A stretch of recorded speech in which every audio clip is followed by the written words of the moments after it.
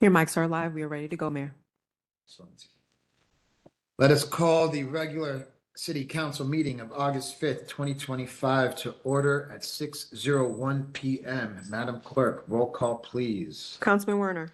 Yes. Councilman Gleason. Present. Councilwoman Leonard is absent. Vice Mayor Langowski. Present. Mayor O'Connor. Present. We have a quorum. Excellent. Please stand and join me in the Pledge of Allegiance, if you're able. I pledge allegiance To the flag of the United States of America, and to the republic for which it stands, one nation under God, indivisible, with liberty and justice for all. Please be seated. Do we have any additions, deletions, or modifications to the agenda? If not, I need a motion. Motion to approve. Second.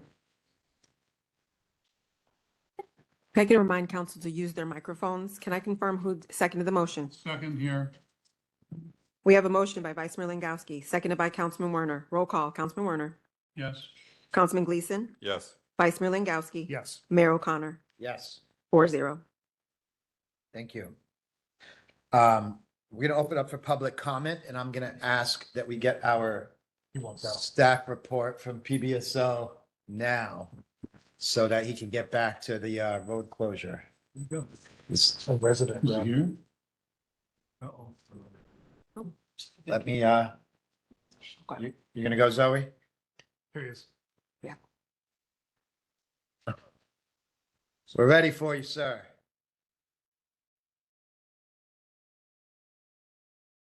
I'm Sergeant Del Plato, PBSO. I work out here at Westlake on midnight, so you may not see me during the day. Captain Stant sends his regards. He wasn't able to make it with the whole construction, going on with the beeline and everything. So he's over at the command post. But he asked me to come present some of the stats that we have for July, just so you guys, have all the information you need. As far as calls for service, we have it broken down a little bit. Business checks and residence checks, which are self-initiated by the deputy. For the month, we had 945. So that's 945 times that they've actually checked out that they were in a specific location or area doing checks, either in neighborhoods or at specific businesses or county buildings or city buildings. On top of that, for the traffic stops that were self-initiated within Westlake, we had 130 that were within the boundaries. And as far as calls for service, which do not include these residence checks and these traffic stops that I've just mentioned, there's been 225. Now that can range obviously from domestics to barking animals to suspicious persons or juvenile calls. I don't have the specifics and the stats, but of course we follow up. If you want to know more on that, we can get that information from our analyst. If you could, I would love to see that. Okay. Thank you. Get a breakdown. Yes, please. All right, so during the month of July, there were 1,300 generated calls within the district, and 83% of these calls were self-initiated by the deputies that work out here in Westlake. As far as burglary cases, there was an uptick in reports last month, but we've established through investigation and follow-up that most of them have been exceptionally cleared. If not all of them. There were 6 construction burglary cases reported. Wow. Where there were either refrigerators or stoves, some kind of appliances that were reported missing. The Detective Bureau was involved and they were able to locate that a lot of these items were just like a miscommunication that were found in other construction homes that were most likely moved by workers who needed hey, you need an oven? Yeah, we'll get you an oven, and pull it from one site that's still being worked on. Right. So they were able to exceptionally clear all those construction reported burglaries. Every single one of them. Yeah. And Wow. we still call them a burglary. So because they, enter and remain into a residence or construction site with the intent to commit a crime, initially when the deputies goes out, they will do it as a burglary with a sworn statement and the information from the property. But we can always, which in this case, unfound those calls once we go through investigation. No arrests. No arrests, no. No suspects. No, sir. They were all located in They were all other arrested. construction sites within the Westlake neighborhood. If they're found unfounded, it doesn't go to the state as a crime. Okay. Right, so that the answers the fact that they question. were unfounded, it Right. doesn't affect our No. statistics. Correct. Correct? No. Okay. No. As far as vandalism cases, there was one reported vandalism case, also has to do with a construction, house under construction where unknown suspects, I guess, pried a garage door. I don't know if they made entry or not, but it caused damage. I assume they did not make entry, otherwise it probably would have been a burglary. But being there was about $875 in damage. That was the only reported vandalism within the city of Westlake. Person and property crimes, such as robberies, aggravated assaults, crimes like that against an actual persons. There were no cases reported. So I feel that's actually pretty good. I would think the citizens knowing that would feel pretty safe in the community. So just a comparison with the construction burglaries. This is kind of on par. In May, there was only one reported. In June, there were two reported. And then we had an uptick of 6 reported. So something was kind of going on, but like I said, we were able to unfound all of those. Excellent. As far as larceny theft cases, there was 1 reported in May. There were 4 reported in June, but none were reported here in July. And there was no vehicles stolen from this as well, and just the additional vandalism case. Amazing. What everybody's probably interested, traffic. As far as accidents, there were no hit and runs reported in July. There were 8 motor vehicle crashes reported and 1 vehicular homicide crash reported. I don't have the details on that crash. That just means that VHI did come out and respond. Whether or not a death occurred, I couldn't give you that information. But obviously, a passenger would be in critical condition, and they would be the ones following up. Is it fair to say these are all on Seminole Pratt? So I was going to get to that. Looking at where these are, a majority of them, if not almost all of them, are on Seminole Pratt Boulevard, which obviously is the main road through Westlake. And a lot of the sub ones are on some part of Town Center Parkway. There is an occasional one, on Kingfisher. There's one, at the 7-Eleven, which could be either in the parking lot or in front of it on Seminole Pratt, but a lot of them are along Seminole Pratt. There doesn't seem to be like a cluster of an intersection because all of these are one case. We don't have an area that was reported where there may have been like 8 cases or 4 cases. That's not the issue at this time.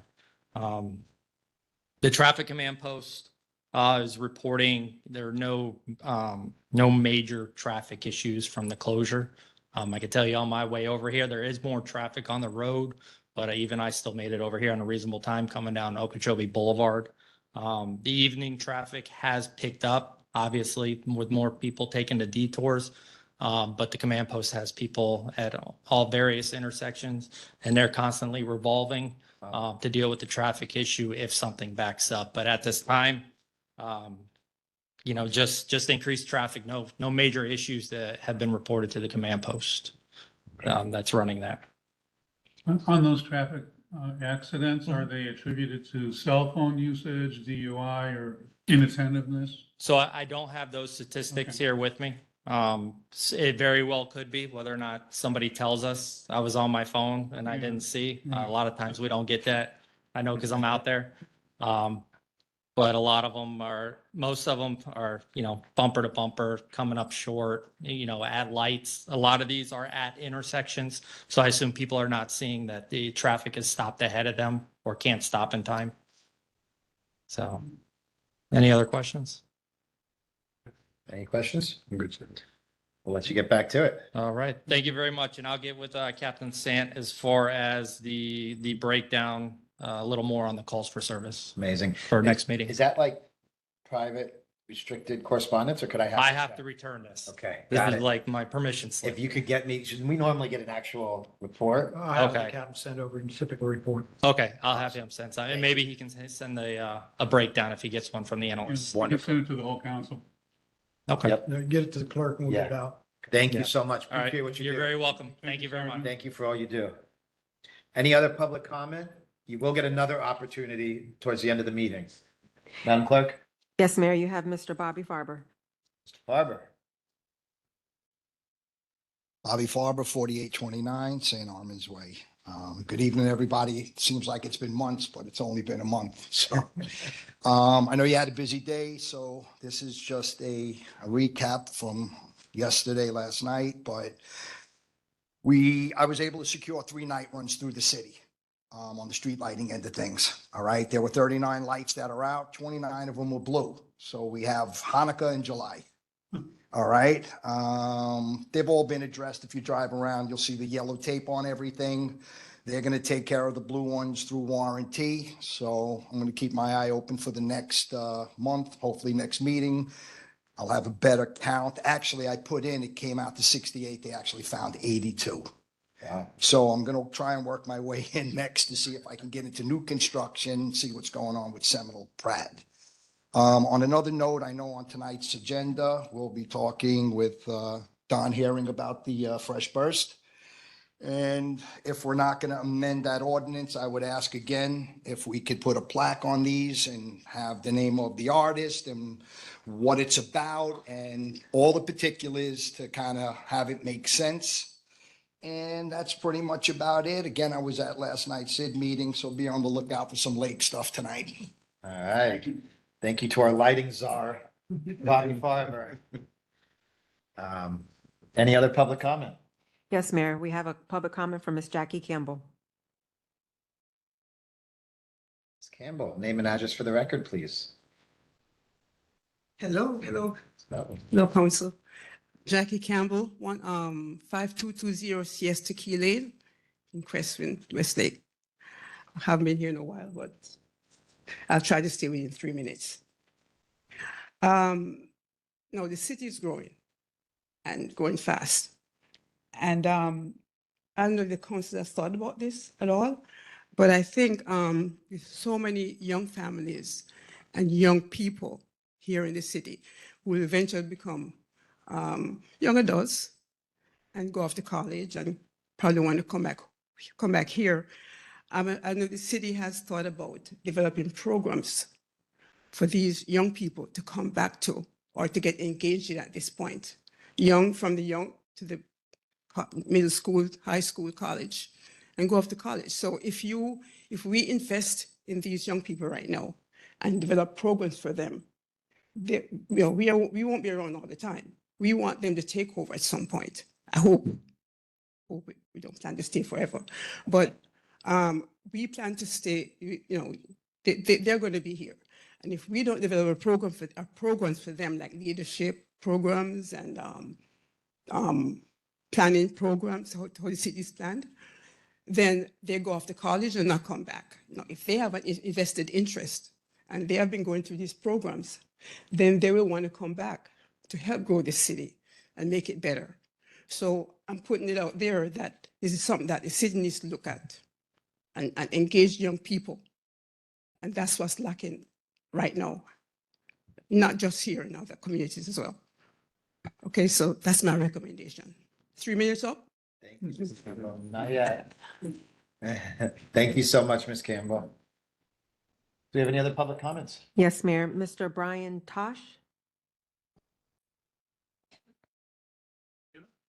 Brian Tash, 5359 St. Vincent Lane in Westlake here. So just a few things. I got this letter, everybody got it probably from our town regarding the special assessment for the water bill. We got an increase last year. Why wouldn't we just be able to monthly make those versus one number? Also, I would suggest maybe the best thing to do is build it in the taxes instead of these things. Our garbage service as of today came at about 5:30 or 6 o'clock. It's always like that. I thought we were bidding on that. besides the waste management, another one to be more competitive. We're a city. We're 7 years old, Almost 10. almost 10. We should be more mature in what we do in somewhat. But on the other hand, I hear great things about people wanting to move to Westlake.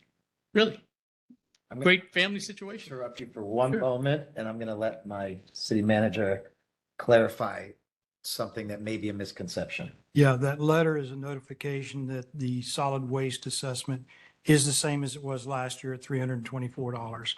The requirement to send that out is a state requirement that has to be noticed every year. So And it is in the tax roll. good, good. It's a complete. It's a little bit misleading, but maybe I didn't read it right. It's, I'm retired, so maybe I didn't read it right. no, I totally understand, but Yeah. not to throw my attorney under the bus or anything, and it's not his fault. The state statutes require us to write certain languages. Okay. Yeah, it's a pain. I get Okay. it. I One wish I last- could write it differently, but statute requires us to write it in certain languages, and that's what has to come out. And it is confusing for the public. It is. It is the same amount that it was last year.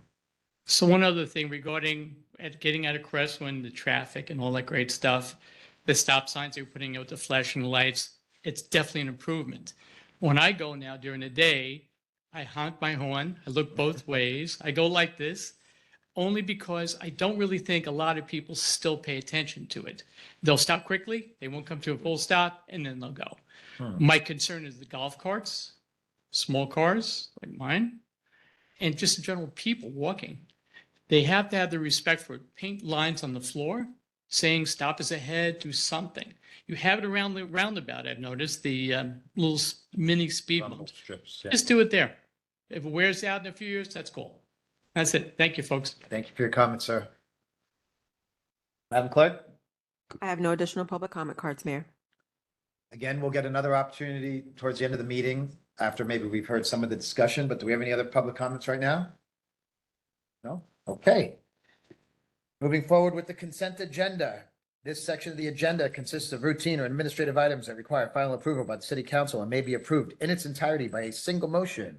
There will be no discussion of these items unless a council member requests such, in which event the item will be removed from the consent agenda and then considered on a future agenda.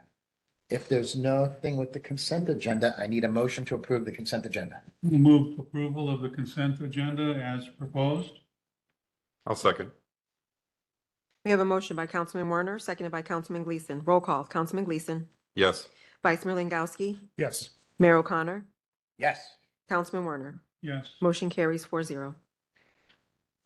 Quasi judicial, we have before us the AIPP 2025-01. The applicant is requesting approval of the proposed sculpture installation called Fresh Burst for the Westlake Palms development. The subject applicant is located at 49317 Pratt Whitney Road. City Attorney, swearing any witnesses? Does anybody testify on this matter? Please raise your right hand. Do you swear that the testimony you're about to give is the truth, the whole truth, and nothing but the truth? I do. Does anyone have ex parte communication? I do not. No. I do not. I was at the Arts and Public Places meeting and discussed this item, so I'm just going to go ahead and say yes, it was during that Public Arts Committee meeting. Now, let's have a presentation. Thank you, Mayor, Council. For the record, Neil Leon, City Planner for the City of Westlake. Before you is AIPP 2025-01. This is the Art and Public Places Review for the Westlake Palms Development. The applicant is requesting approval of a proposed art and sculpture install called Fresh Burst for the, again, the Westlake Palms Development, and this is the general location. Per the city code, all non-residential projects with vertical construction costs of $1 million or more must either contribute to 1% to the building construction costs into the art acquisition fund, or provide artwork that has appraised value equal to 0.75% of the building construction costs.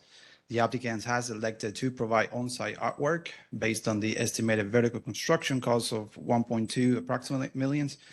The required value for the artwork is $9,375, and the proposed sculpture is valued at approximately $12,000.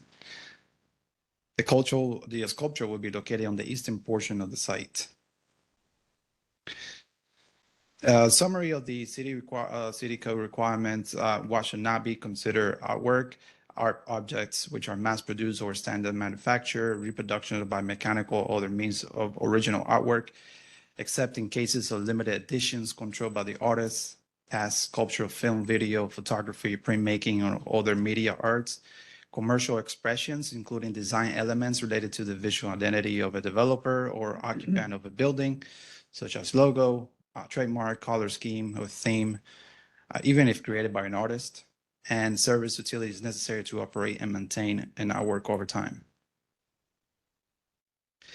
This is a background of the subject site. It's approximately 1.3 acres. It was approved by council on September 3rd, 2024. It includes 10,400 square foot of commercial space with 7 tenant bays, 520 square foot outdoor seating area, and also received 8 waivers as part of the approval for signage. The proposed sculpture will be located on the east side of the site along the landing strip, and that's shown on this slide. Again, the proposed sculpture is called Fresh Burst. This installation symbolically represents the vibrant new beginning, and this is per the application. It has a finish and a vibrant lime green, and is representative of the new life emerging from seed. Fresh Burst pays homage to the forward-looking spirit found in all new endeavors, fabricated from a 0.25-inch aluminum plate and finished with an acrylic paint is fabricated to endure the extreme Florida climate. These are the plans for the Fresh Burst submitted right next to the subject site monument sign. Again, it's integrated into the eastern side of the property and integrated with the landscape. It will have a green barrier composed of protocarpus, also ground cover ficus at the sculpture base. With the staff analysis, the code requires certain criteria for artwork, the exhibition and experience of the artist. Mr. Mark Fuller is the artist submitted by the applicant, which has over 30 years of experience in creating these kinetic structures, compression, tension cable structures, and such, and has provided work throughout Florida, California, Washington, and New Jersey for the application. The ability of the applicant to complete the project within specified schedule. Again, the artist has qualified and able to complete the projects within schedule, and compliance with the standards of the chapter, which the application meets. There's a lighting component. The subject sculpture will be illuminated with up lighting installed on the ground. It will be operated on sensors. The removal, the artwork shall not be removed or altered from the site without approval by the council. And it needs to be a maintenance agreement between the property owner and the company that fabricates and installs the art to perform regular maintenance, and this will be a condition of approval placed in this application. And again, the sculpture needs to comply with all applicable building, zoning, and fire codes.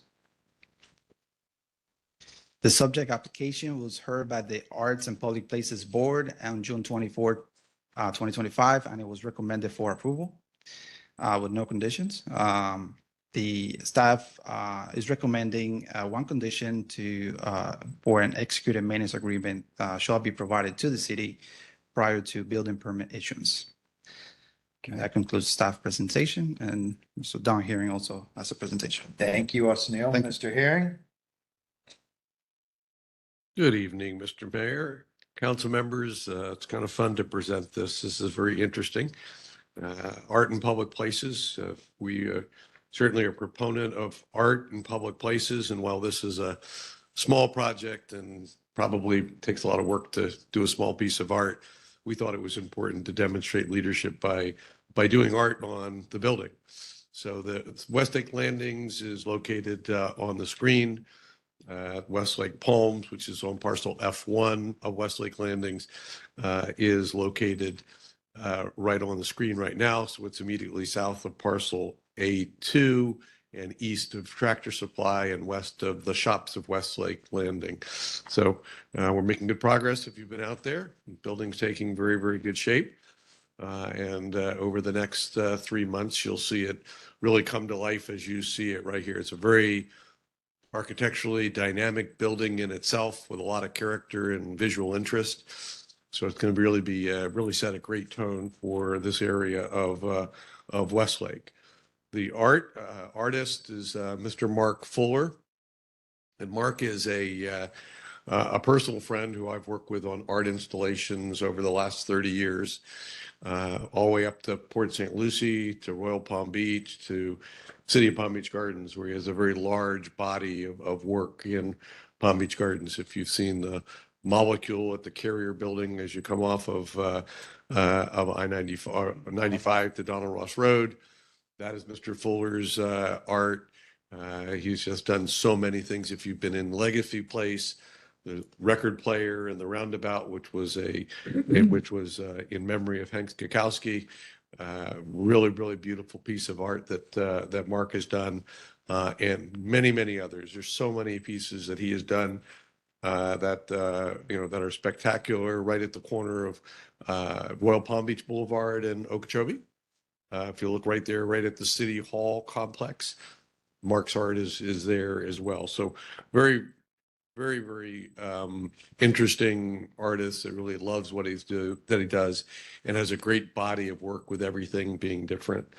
So as pointed out, we call this Fresh Burst because it's a new city. Things are coming to life. Things are growing out. I'm a landscape architect, so Fresh Burst really plays in there pretty well. And I'm sure that was part of Mark's thinking as he did this, because he's a personal friend of ours. And so we're really excited. It's made out of a structural aluminum, and then the finish that's on it is actually the equivalent of what they would put on airplanes, so airplane paint. So the only maintenance that's required is really just polishing it with a high grade polish once a year. Doesn't require any other maintenance. As the light hits the art, and you can see it's decent size, it's like 7 feet in height.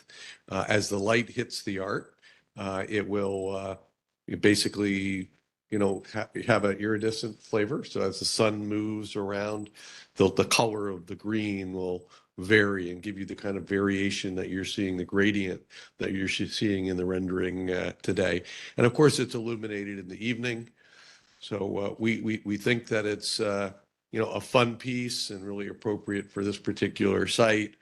And you can never, if somebody else comes in, you can say, hey, we've got a precedent for people willing to do it. So at the end of the day, our budget will far exceed the 0.75 because we've got to process the applications and the fees. But it's something that we really wanted to do to demonstrate leadership here in the city. A bunch of different views. There's some technical drawing that Mr. Fuller put together that shows, how the different pieces are fabricated, the different shapes, and how they're organized together.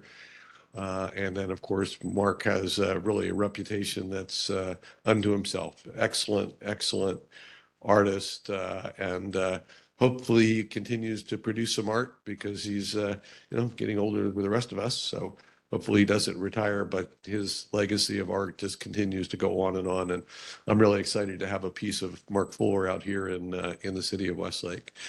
This is a piece that we actually won several awards for a plaza that we developed underneath the bridge. We were commissioned by the city of Port St. Lucie to develop a plaza underneath the Crosstown Parkway Bridge and create a park. And so we won several awards for this with the kind of the rustic Corten steel leaves and then the illuminated pineapple. So really excited.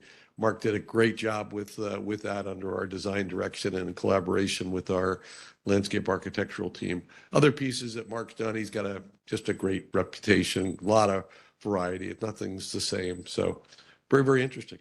So we would request your approval.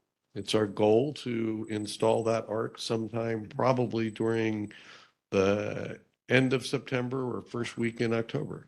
So My one question is, would the artist be opposed to a plaque with the artist's name on it, maybe a QR code that explains what inspired the art and so on and so forth? We don't have any issue with that. We can come up with a little design for you guys to start to think about. The other thing that I think, mentioned to, maybe it was you, Mr. Mayor, is it's also important to get a release from every artist that come before the city that enables you to use this type of stuff on your website, different things promoting the city. I'd love to see at one So- point a Westlake art coffee table book. It could be absolutely wonderful. Yeah. And so, but if you don't get the releases, the City of Palm Beach Gardens created this wonderful document. Can you make Coffee sure we table get the book. release for this? I will make sure, but all of the ones that come forward is something that Oscar will put that on your list. to make sure Excellent. we get. Yeah, we can make it a requirement as well to get the release. Does the council have any other questions? Yeah. Mr. Werner? Mr. Herring, graffiti, is that a problem? Will that be washed right off, or do you need any further coating? You know, I don't think graffiti is going to be a problem. It's since it's an airplane finish, you know, if it did get graffiti, we could clean it off as long as you do it right away. But And how do you secure those leaves or whatever they're called to the ground? they're bolted with stainless steel bolts directly into the foundation. So it's on a concrete foundation and they're Okay. bolted, you know, directly down. Okay. Big steel bolts. Okay. Thank you. Nice job. Thank you very much, sir. Any other questions? Excellent. Let's go ahead and open for public hearing and ask for any comments from the public on this specific item. Fresh Burst. Madam Clerk, I received no public comments cards, Mayor. any public comments on this item? No? Okay. Let's close public hearing. And I believe we've already done council comments. And if there's no further discussion, I will have a motion. I'll move approval of Fresh Burst. I would just ask that you include the condition of approval in there for the maintenance agreement. With the condition as recommended by staff. Second. We have a motion by Councilman Werner, seconded by Vice Mayor Langowski. Roll call. Vice Mayor Langowski. Yes. Mayor O'Connor. Yes. Councilman Werner. Yes. Councilman Gleason. Yes. Motion carries 4-0. Thank you. Thank you. We have before us the VAR 2025-02. The applicant is requesting a variance from the city's land development regulations to allow for reduction of the required 1,000 square foot distance from another establishment license for the retail sale of alcoholic beverages. City Attorney, let's swear in any witnesses that wish to provide testimony. Anyone that's going to testify on this item, please raise your right hand. Do you swear the testimony you're about to give is the truth, the whole truth, and nothing but the truth? Let's disclose any ex parte. I have none. I have none. None. I have spoken to the applicant about this very issue. Let us let's have the presentation from staff first, please.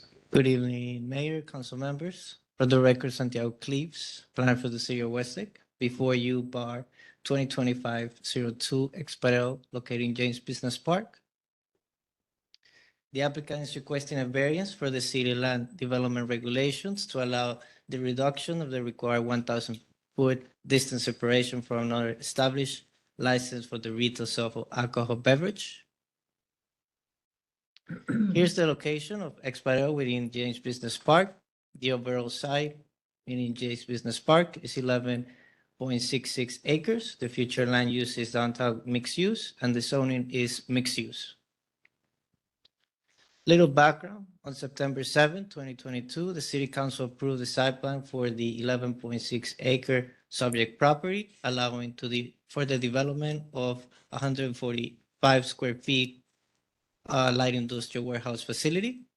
On May 3rd, 2024, the subject site received approval for minor site plan modification for an addition 1 FPL transformer and the removal of light poles from the rear of the building. On August 23rd, 2024, the subject site received approval of a minor site plan modification to allow the use of indoor recreation. Here's the proposed floor plan.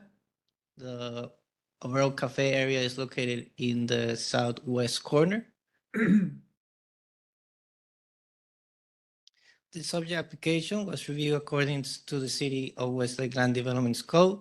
The applicant is requesting one variance as follows: to allow Exparel to obtain a liquor license within approximately 900 feet of another establishment that is already licensed for the sale of alcohol beverage.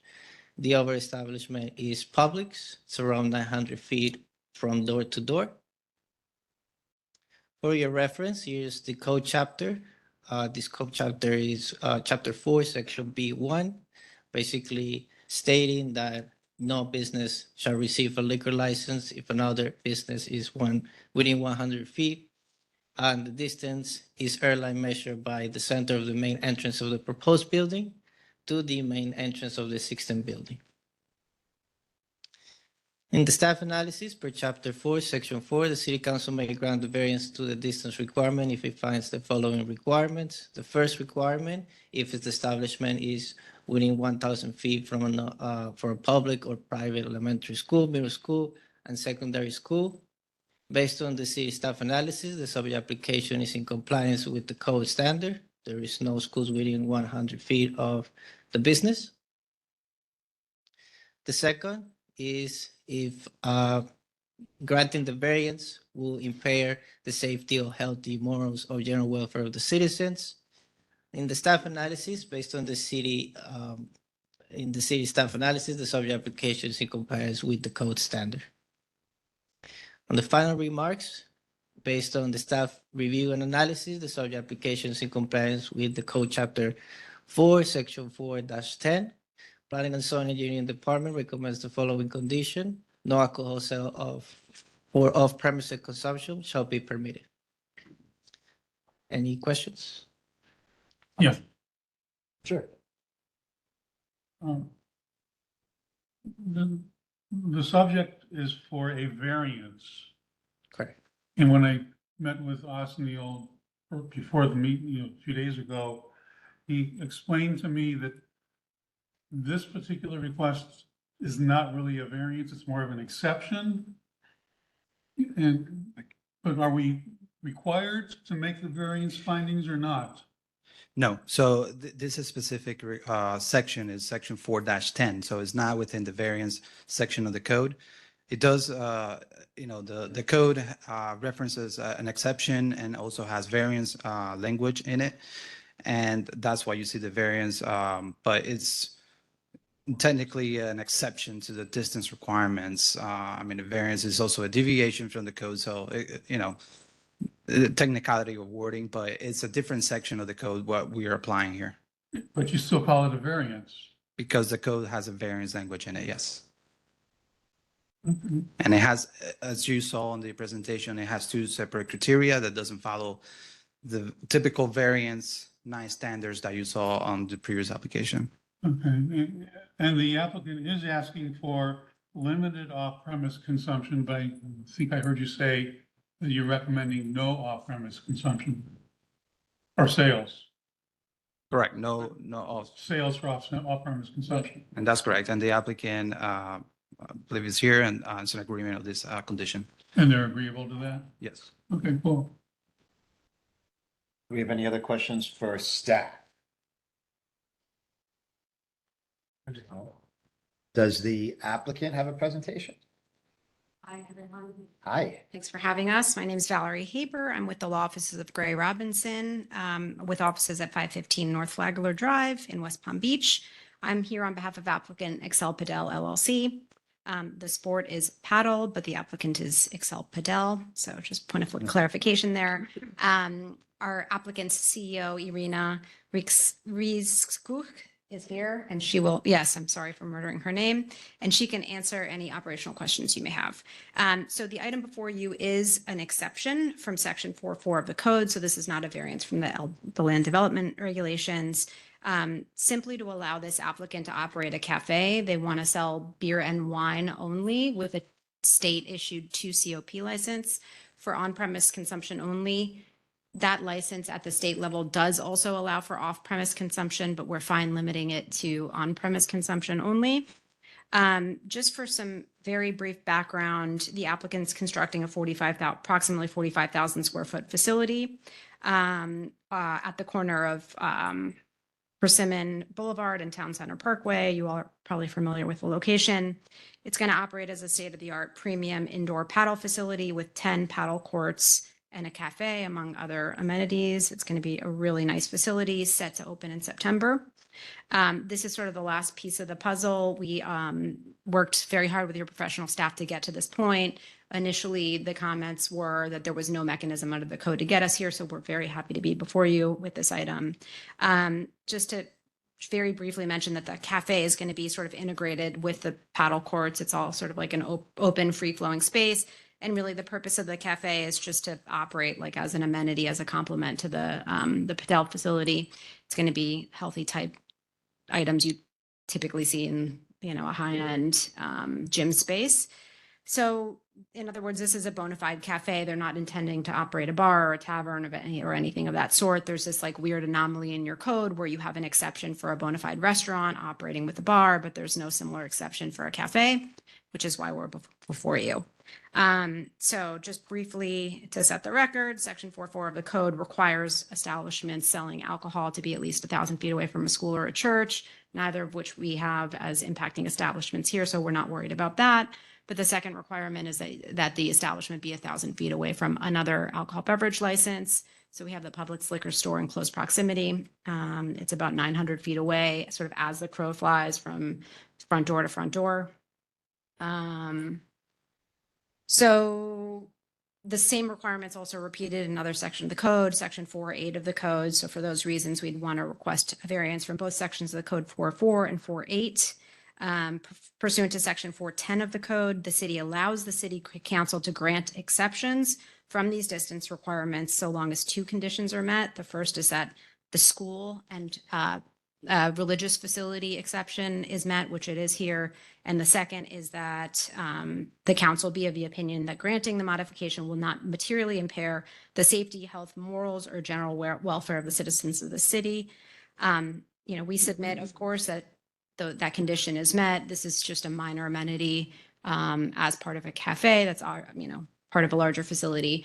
Also, just the way sort of like structurally the property's set up, we don't imagine that someone's going to come straight from the liquor store to this facility or vice versa. But again, the alcohol use at this facility is really just an accessory use, and it's intended to complement the more full offering.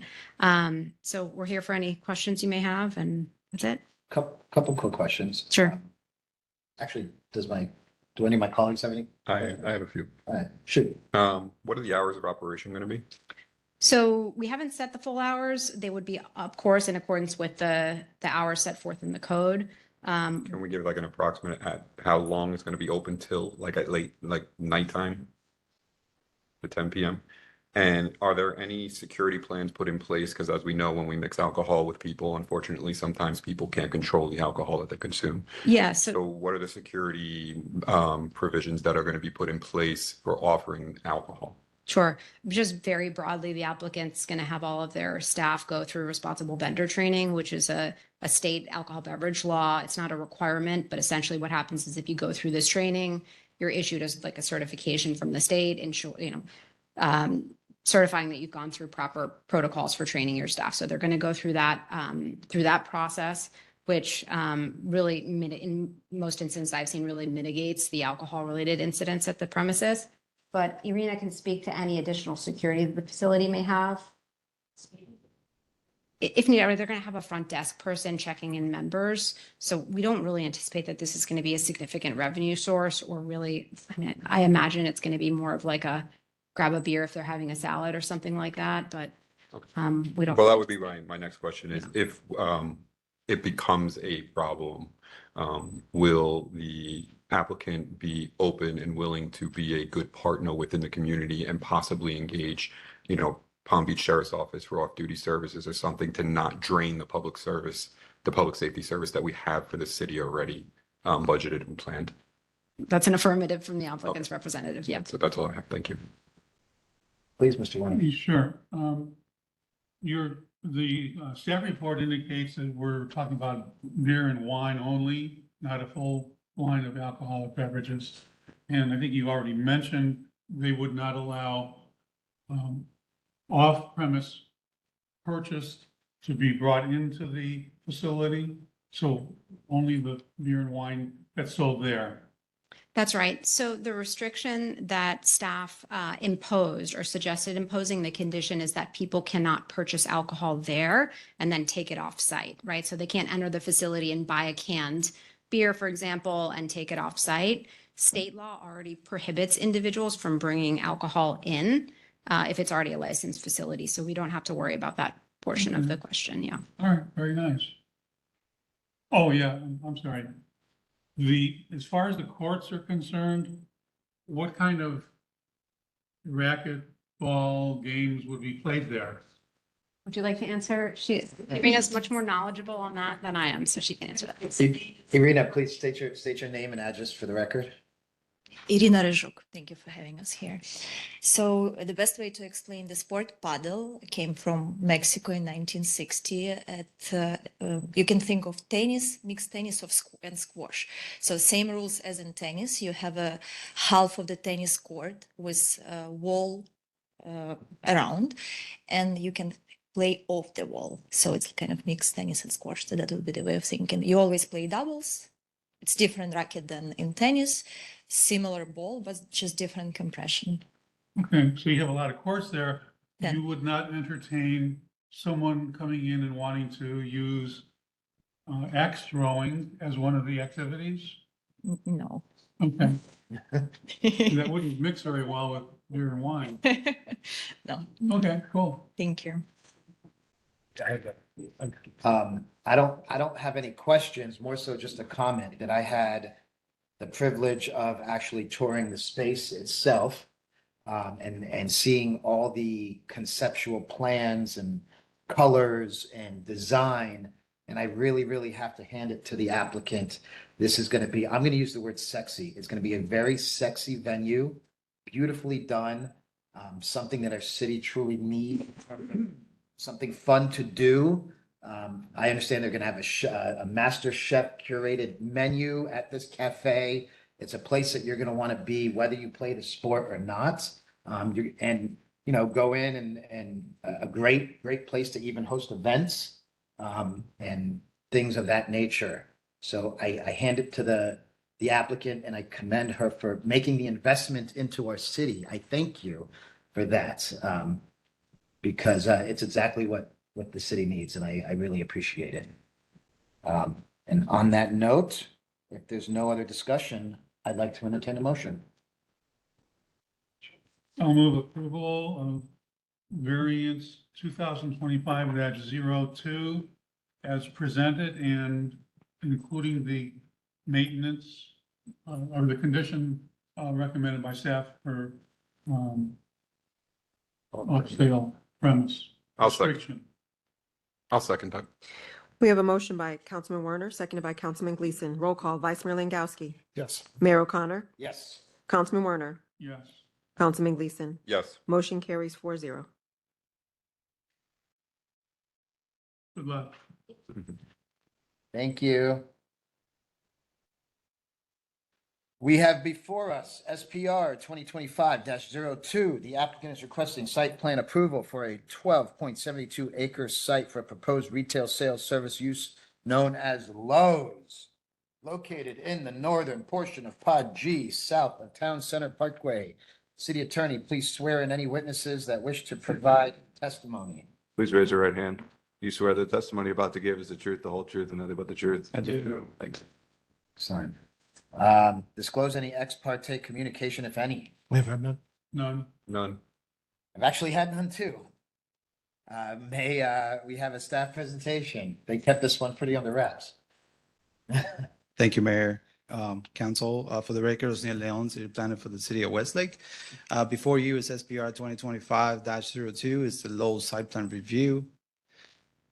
The applicant is requesting a site plan approval for approximately 12.72 acres site for a proposed retail sales and services use known as Lowe's. The subject site is located in northern portion of Pot G, south of Town Center Parkway North. The total gross site area is 12.72 acres, has a future land use of downtown mixed use and a zoning district of mixed use. The applicant is requesting approval of a site plan for retail sales and services. The proposed development includes 170 107,547 square foot main building, a 26,601 square foot garden center, a 2,000 square feet of temporary outdoor storage, and approximately 11,600 square foot of outdoor display storage areas.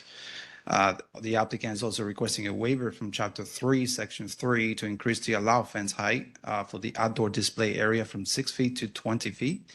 And pursuant to Article 24.2, Section 4, the arts in public places, the applicant has opted to contribute 1% of the building construction costs into the art acquisition fund.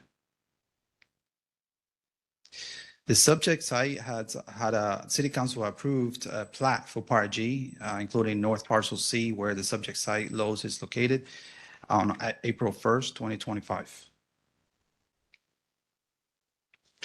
Again, this is the proposed site plan with the main building, the 26,600 square foot garden located on the south portion, and also the corresponding outdoor storage areas and display storage areas. Monument sign to the south includes 10 golf cart parkings highlighted on the site plan. As you can see, the loading areas, the bike racks, and the customer loading areas. The subject site plan complies with all applicable zoning code of the mixed-use zoning districts as shown on this table. There's a 448 parking requirement total.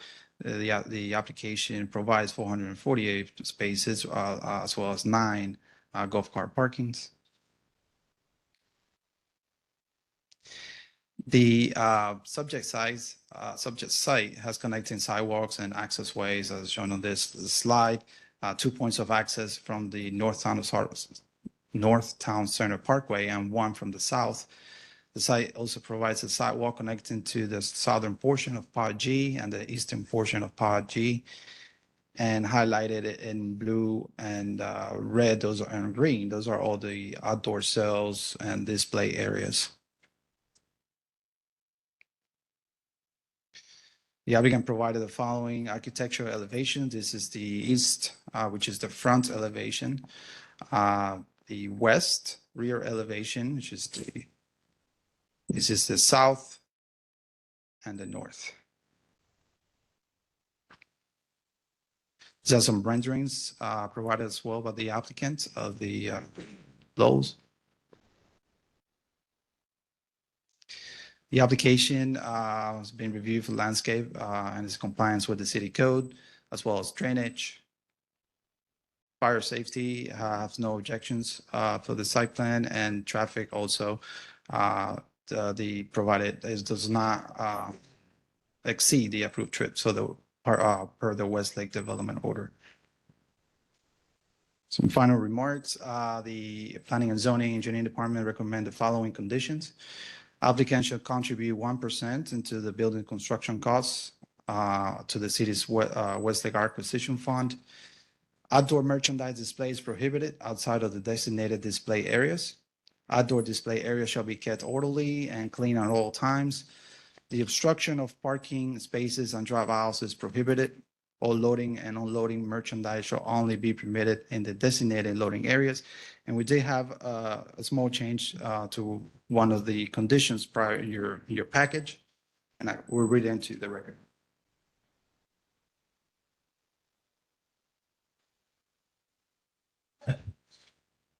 Maybe not. Our computer battery went out. Do you have it? Okay, so the staff worked with the applicant and legal counsel with the language of the final conditions, and it will be read into the record by the applicant.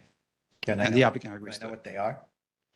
It's in regards to the replat of the site.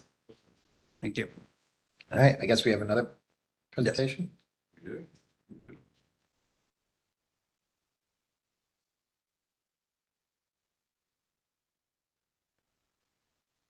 Okay.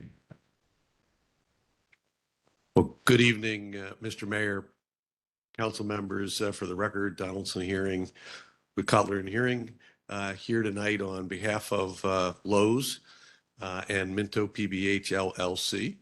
We do have Terry Dewey with Lewis Longman Walker, who will say a few words, who is representing Mr. Carter this evening. We also have Mr. David Yost, who is here with Lowe's. And then one of the things I'll tell you that's a little bit special about this particular Lowe's is that this will actually be the home of the district manager. So Christian Redmond, who's back here, is the district manager. And so his territory is Palm Beach to Titusville, and this is the district home for that, which makes this really a special, I don't want to say it's a cardinal or a cathedral or something like that, but it makes it more special than what it. Are you moving to Westlake? What, I don't know. You can ask him. He probably will want to after a while, that is for sure. And so I'll move on. The zoning of the site is mixed use. Land use is downtown mixed use, so the proposed use is fully consistent with the zoning and the land use that's there. And with that, I'll turn it over to Ms. Dewey. I forgot about me.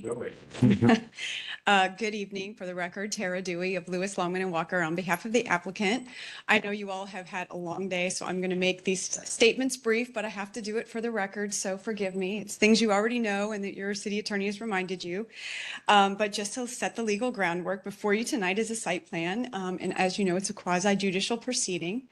The application before you meets all code requirements and therefore must be approved unless contrary competent substantial evidence is presented that proves we do not meet the code.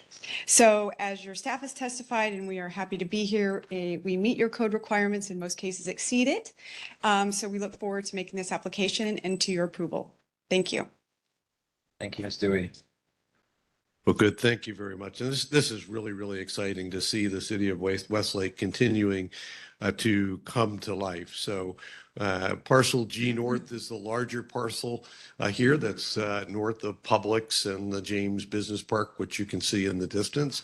So we're excited.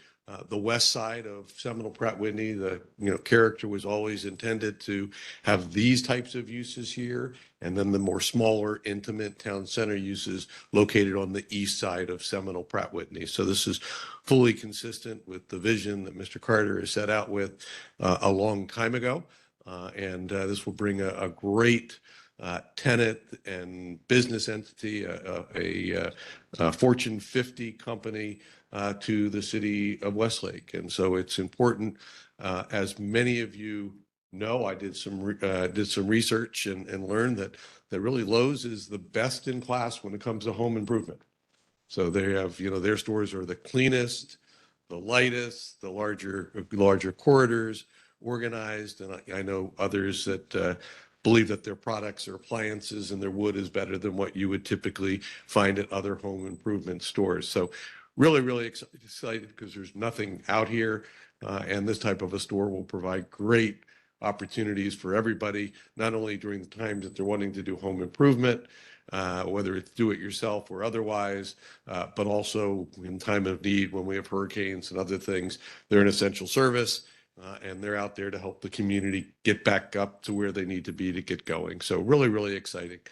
Project site is identified on the master plan. This plan represents all the approved developments to date. So you can see everything that we've had approved to date there on the master plan. So it's located just to the immediate south of Town Center Parkway North. And there'll be an additional roadway, which I will show you, that has been permitted and will be constructed by Minto very, very shortly. So access to the site, the site will have two full median cuts, left in, left out, on Town Center Parkway North, as it's shown there on the screen. As Town Center Parkway North goes further to the west, as it will in the future, there will be a right in and right out also at those locations. And then in the center, along the main center drive in the dash line with the arrow, that's a right in and right out if you were eastbound on Town Center Parkway North. Or a right out as you were going northbound on the access road through to the site. And it goes right by the what we call the pro area, where there's covered loading for those contractors and other folks that need those types of services. The new road that will be constructed, which will also serve this site, is a new northbound channelized left turn lane into the site, not a left turn out of the site, northbound channelized intersection, and then a new right turn lane that will provide access into the site, just providing very, very fluid, convenient circulation throughout the entire property. The use, as pointed out, is commercial, retail, sales, and services. Parcel's about 13 acres in size, total building area 134, 148. The building is 42 feet 8 inches, so well below the maximum of 120 feet allowed within the mixed-use district. And the parking is right sized. You know, I deal with a lot of national tenants and retailers all the time, and you know they always feel that they have to have one space per 200 square feet. It's way too much parking, and I applaud Lowe's for working with us to not overpark the site, to do what is required by code. They do have 10 low-speed electric vehicle or golf cart spaces. We also have 6 oversized pro spaces. So if you come into Lowe's with a trailer, right, you're either going to pick something up, or maybe you're a contractor or a lawn service person, there's a place for you to park your vehicle. 40-foot space, so you could have a pickup truck and something behind it. So also, you know, very forward thinking, and we've got ample loading to support the facility, and I'll show you more as we continue on. A little more in terms of the context, which is important here, and something that was really, you know, an integral part of Minto's thought process is that you'll see the Lowe's is set back 1,000 feet. It's greater than 1,000 feet from Seminole Pratt Whitney. For example, Publix is about 600 feet. Starbucks is 150 feet to the right of way on Seminole Pratt Whitney. And that's by design, because we anticipate future development that would be smaller, more four-sided architecture, that would likely be different, more boutique type of retail that would face onto and engage the lake and engage Seminole Pratt Whitney. So you'll have buildings that basically will surround what we see as the larger format building that's here. And so just a, you know, an interesting planning way to, you know, we need these types of larger buildings because that's what their market is and how they work.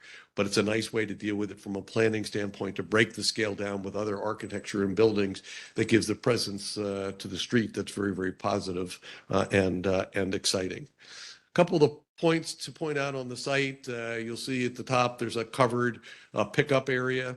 That's generally for larger materials, or if somebody was getting an appliance, they could pull under there, and they would have customer service would help them put the appliance in their truck and get it strapped down and do all the things that they do. I learned in my research that Lowe's target customer is a do-it-yourself female. So that's why things are clean and light and bright, and they also provide the service for those females to load their equipment.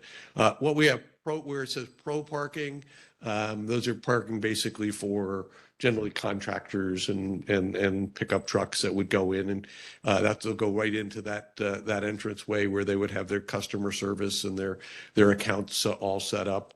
Oversized vehicle are the spaces that are shown in the angle, and again, just provides some convenience.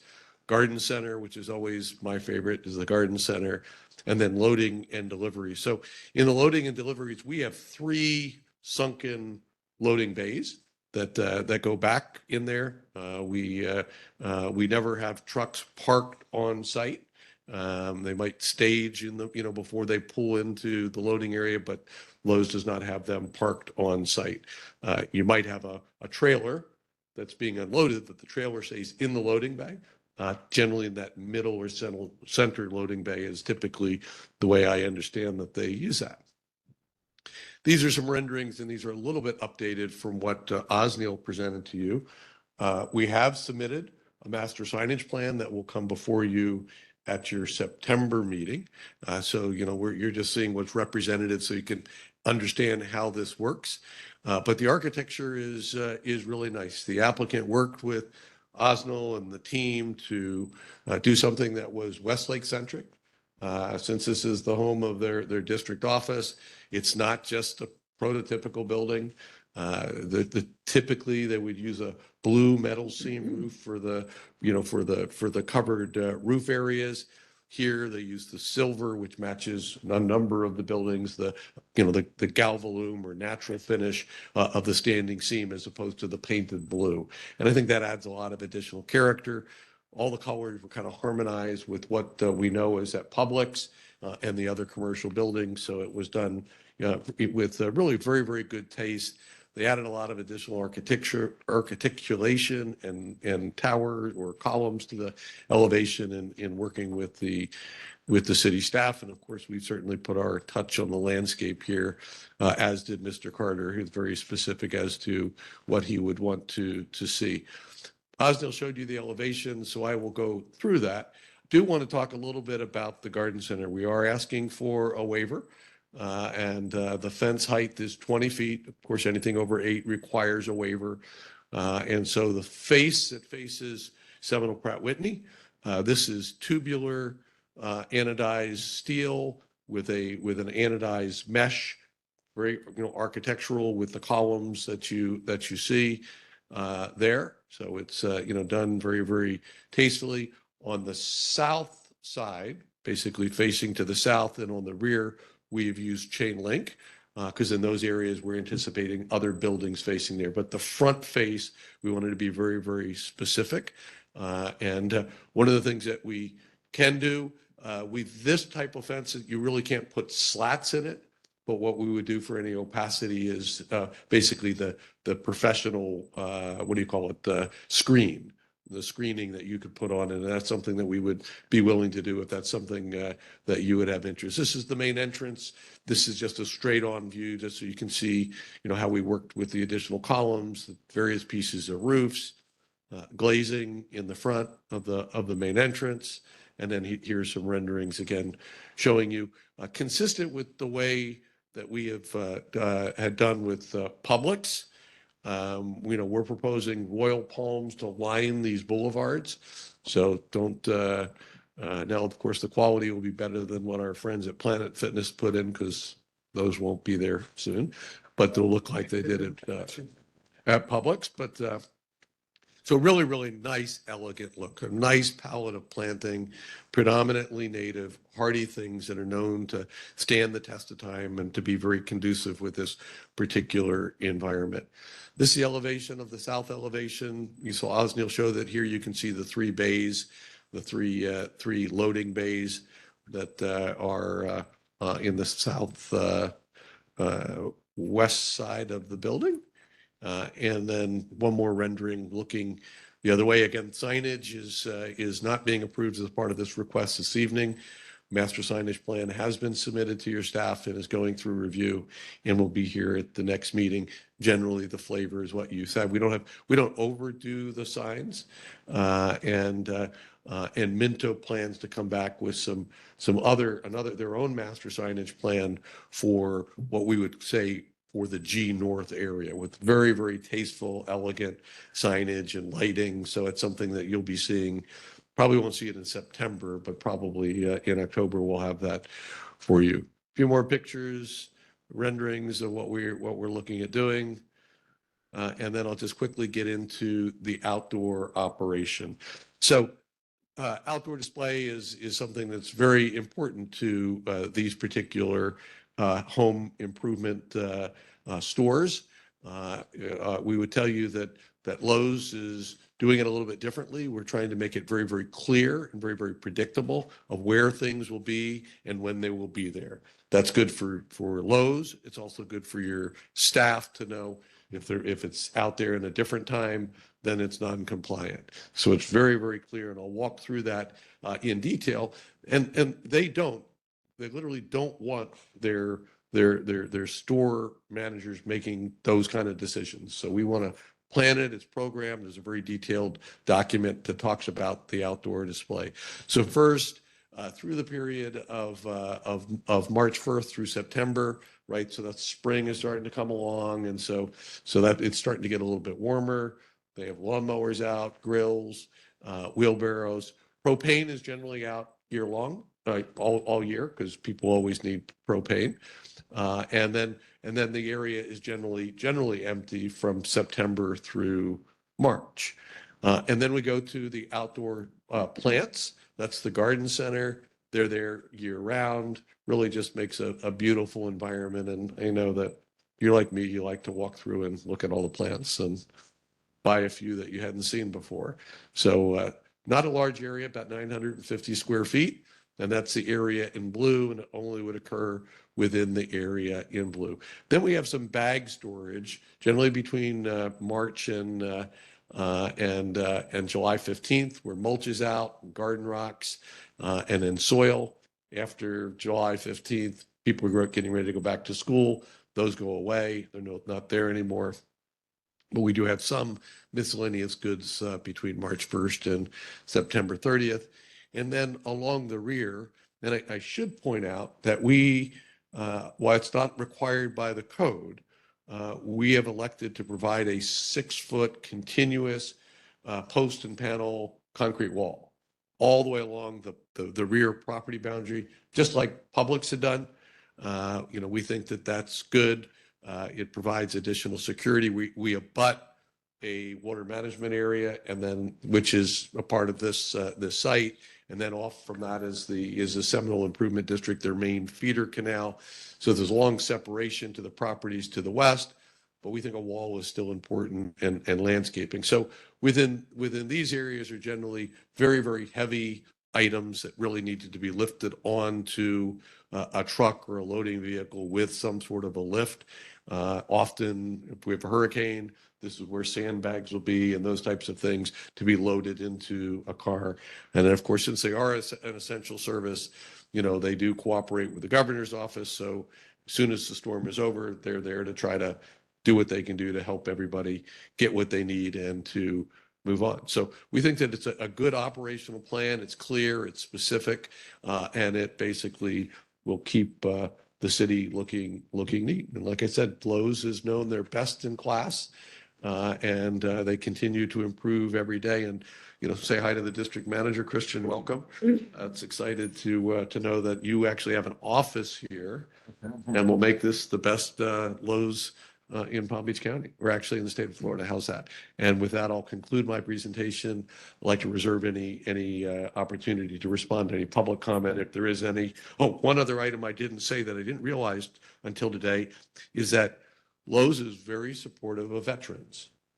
Right, very supportive. Not only do we have a couple veteran parking spaces, they give 10% discount to every veteran, not for us seniors. We don't get the discount, but if you're a veteran, you get the discount. So I think that's really, really pretty exciting. So security, safety, lighting, cleanliness is really the motto of Lowe's and their senior leadership team. So happy to answer any questions that you have.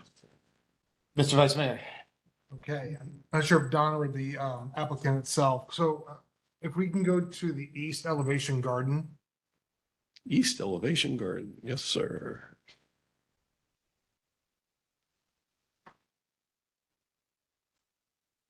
Here you go, east elevation garden. Front elevation. Yes. Yes. So I'm not concerned about the south, with the side and the back, but the front, I know I was going to bring up powder coat slats like we did with Tractor Supply, but I know you mentioned the screening. What color would that screening be if we did impose that? It would likely be black. Yeah, black. It would be black, and it would be this type of architectural screening, unlike a chain link, doesn't lend itself for those slats. So typically we use the high quality screening. It has eyelets on it. It's professionally attached to the fence. It's also easy to take down if you have a hurricane, given the size of And is that inside or outside? Well, I would think it'd be on the inside, but Okay. I would, Okay. yeah, it would be on the inside, right? So you leave the quality looking and you'll just see it filtered through. Okay. It was just a thought. I'm not sure what. We're in agreement with that. Just wanted to bring that up. And also, visiting other Lowe's locations, this is just a big if. If we did have security issues in the future, would the applicant be willing to have its own security, or this is just an if? you don't know what the future holds. Rather than having those modular units that are in parking lots where the lights are flashing and it's like a security. LSD. I'd rather not to see that. Right. Well, I understand from speaking to the Lowe's team that they take security very, very seriously. There are cameras everywhere. Cameras that and they can't tell you where they are because they'd have to kill me they won't even tell me. But cameras, high definition cameras everywhere, right? You've got the slip and falls in addition to the theft and the pickpocketing and which is petty theft. So they have cameras throughout the store that are, that they're able to monitor. Yes, ma'am. I'm just here to ferry a message that, like the previous applicant, we would be willing to coordinate with PBSO if there became significant issues. That's just a big if. Yeah. I'm not seeing anything happen. He's a great sidekick. Just to piggyback off of what the vice mayor was saying, Lowe's takes public safety and theft so seriously, they have their own organized retail theft unit that actually investigates retail theft and works hand in hand with partnerships with law enforcement and stuff like that. So they do take it very seriously. I could, attest to that.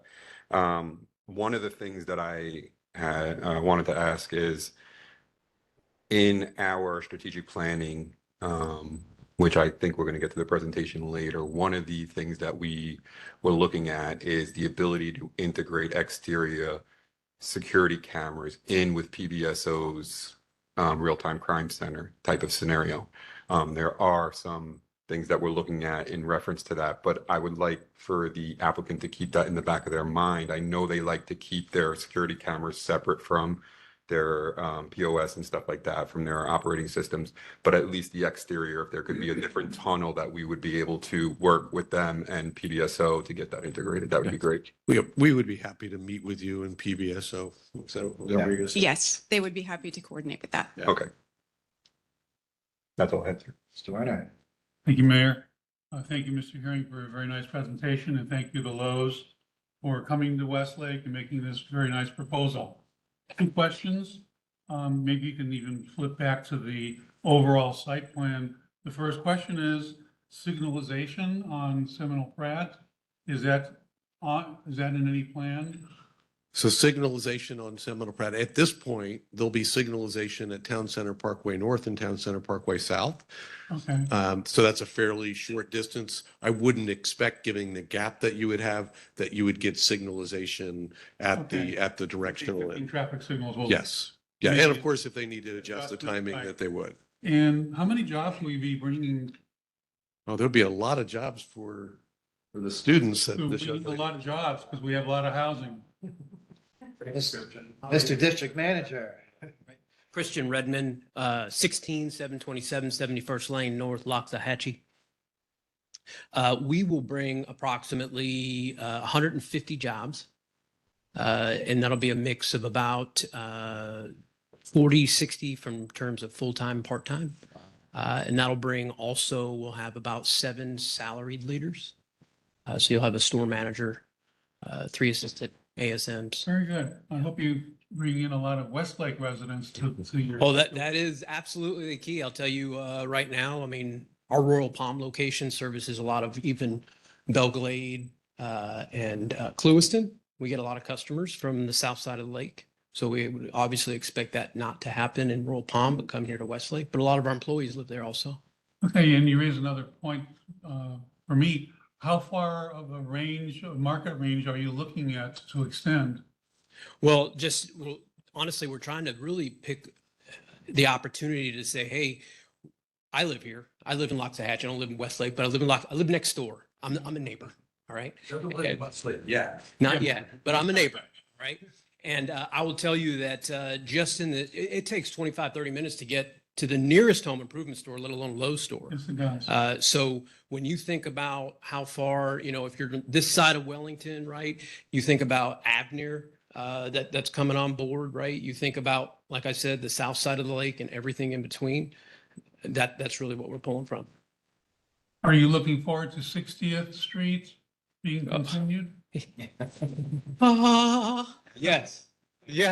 Yes, from your name to everyone that's trying to get that done, that would be phenomenal. And as a Loxahatchee resident, you're also looking for persimmon to go through? Yes, I tell you, anything we can do to reduce the traffic. I'll tell you, this week in Northlake, as they said, I travel from Palm Beach to Titusville. Northlake is my destination to get to everywhere. And so right now it is Okeechobee. It's terrible. Right. So, All right, well, very nice and welcome to Westlake. yes, thank you so much. I appreciate y'all. My iPad just died, but I just have one question for you, Don. If you could pull up the parking slide. Got it over there. So as I continue to work with staff to please modify our code It's going to say golf cart. to rename it, to get away from this LSEV title. What happens is, because it's part of our code, we have signs that end up being installed in these golf cart spots that say LSEV, or they get painted on the floor, LSEV, and nobody knows what LSEV stands for outside of a couple of planners and us on the council, that it stands for low speed electric vehicle. Can we Make it a take care condition this of approval. now? We'll call it golf cart Make a parking. conditional approval that it's called golf cart, while I again ask staff to get it changed on the code. But you can also have other vehicles that are low speed lowering vehicles. It says golf cart, right? Interiors and street legal. They So can call it cart parking, if you're not. Our plans already say golf cart parking, Mr. Creech has told me. Okay, excellent. But nobody knows what LSEV is. And for that reason, people don't park in it. So even if it just said, the purpose of my staff, even if it's just said cart parking, that would certainly help applicants in the future. Well, then they just put the shopping carts in there, so. That's why we needed to say golf cart parking. Thank you, sir. You're welcome. Appreciate you. You heard that, Osneal? You want me to go through that condition? Yeah. Let me just go down through the condition. I have it right here. It was right after. There. You want to go through it, or you want me to? Yeah, so what we're simply asking to do is that the plat, we need to convey the water management area that's associated with this site plan to the Property Owners Association. And we simply are asking, the original condition said prior to the issuance of building permit that we would replat the property. And there's just no reason to replat the property, because if we replatted the property, it was just going to be simultaneously dedicated to the POA, who's responsible for maintaining and managing the water management area. So we basically said either replat the property, or it should be dedicated to the HOA for water management purposes with all the necessary dedications. And of course, that would go to the city attorney. He reviews our HOA docs and those types of things as well. And of course, we even made it a little bit more stringent prior to even a temporary certificate. Yes, ma'am. For the record, if you don't mind, I'm going to read it for the record in the clerk, just so it's in. What we're requesting is the condition that's shown in the staff report be replaced with the following language. Prior to the issuance of a temporary certificate of occupancy, or a certificate of completion for the primary building envelope shell, the subject property shall be replatted, or the water management area dedicated to the Property Owners Association. Documentation of recordation dedication shall be submitted to the city prior to issuance of a temporary certificate of occupancy, or a certificate of completion. Thank you. Thank you. Okay, That's it. let's open for public hearing. And I will ask Madam Clerk if we have any comments from the public. I received no comment cards, Mayor. Hey, do we have any comments from the public on who's here on Lowe's? If not, I will close public hearing. Appears we have none. Council discussion? Do we have anything to say? We'll do the motion. Looking forward to it.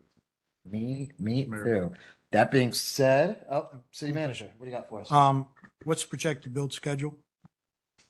Construction schedule. Yeah, when will it be open? David needs to earn his money tonight. David? David Yost, 10824 Tiberio Drive, Fort Myers, Florida, 33913. We would like to start probably late this fall, late October, early November, providing everything else falls in step. And it'll be approximately 11 months until the store would open. We plan on it being open at the end of 2026. Wow. So by first quarter of 27, you'll be up and operating. That's what I want to. Our it goes to end of January, our fiscal year. So so January is still considered to us 2026. All right. Who's the builder? Is you like? We do have a contractor in place. We're still bidding some things out, so Fair I'd enough. rather not if you don't mind. Not, you're good. Thank you, Anything sir. else? Thank you. I would make one suggestion also. As soon as you get your contractor on site, please meet with my building official to help smooth the way to make sure you get your stuff in on time and what you need to get. Because we're here to work with you to get it to happen. It's just communicate early with him and stay with him. We'll get it done. Well, I did want to say thank you to the board and thank you to Osneal. I know he worked really hard and I appreciate everybody on this. Thank you. Excellent. I'd like to entertain a motion that includes staff's conditions and add the LSEV language as well. In addition to the waiver of the 20-foot fence. Yes. I'll make a motion for that Stand by. The screening? Real quick. The council members did not bring the screening up, so. Just to clarify, are you suggesting the original condition or the proposed condition from the applicant? Proposed revision. Okay, thank you. Someone needs to make the motion. They will. Did you make the motion? I will already? now. Make a motion to approve SPR 2025-02 with approving the waiver of the 20-foot fence in addition to the approval of the revision of condition 5 set forth by the applicant and staff. And the LSEV. And the LSEV being changed to golf cart parking. And all the other conditions recommended. by staff. And the other conditions. Well, that was, the other one was the waiver. I'll second that. We have a motion by Vice Mayor Langowski, seconded by Councilman Werner. Roll call, Mayor O'Connor. Yes. Councilman Werner. Yes. Councilman Gleason. Yes. Vice Mayor Langowski. Yes. Motion carries 4-0. Excellent. Welcome. Thank you very much. I'm clapping for Lowe's. Thank you for us. All right. Step in the right direction.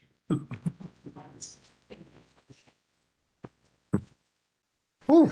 We have before us the second reading of ordinance 2025-06, chapters 101, 117, and 119, zoning text amendment, cottage homes.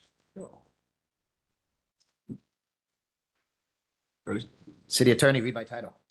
Ordinance to City Council of the City of Westlake, Florida, amending Chapter 119 zoning of the city's Code of Ordinances, specifically amending Section 11931 residential districts under Article 2 zoning districts and standards to establish development standards for cottage homes within R1 and R2 zoning districts and to allow reduced side yard setbacks for certain single-family attached units.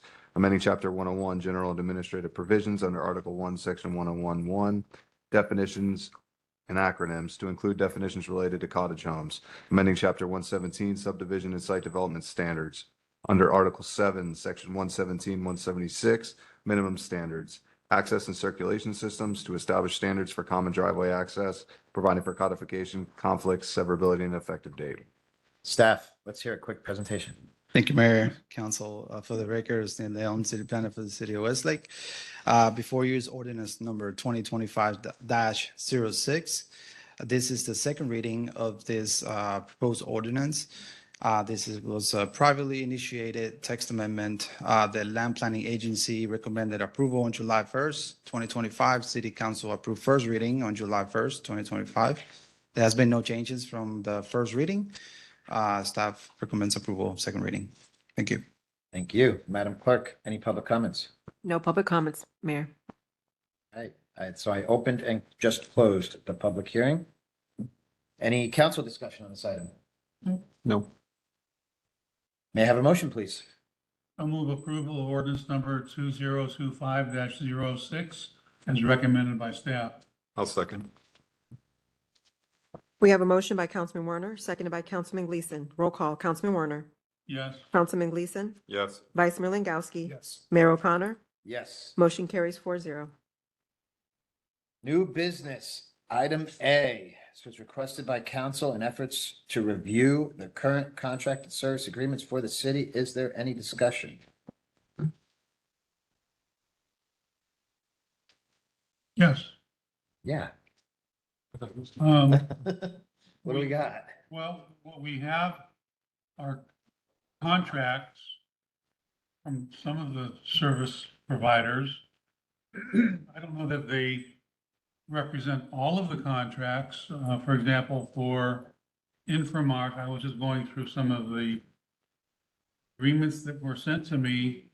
And the one that we show up here in our package is for $288,000 service cost per year, but I don't know that it includes everything.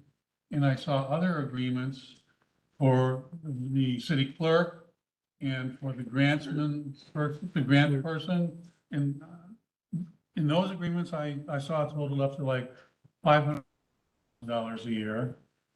But in terms of review, there's been no review. We talked at a previous meeting that we would do an annual review or maybe a biannual review of the service providers.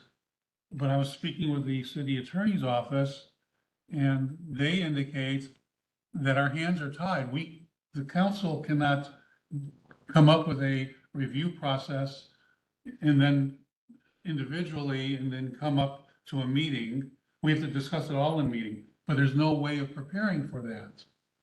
And I would just suggest we hold this over.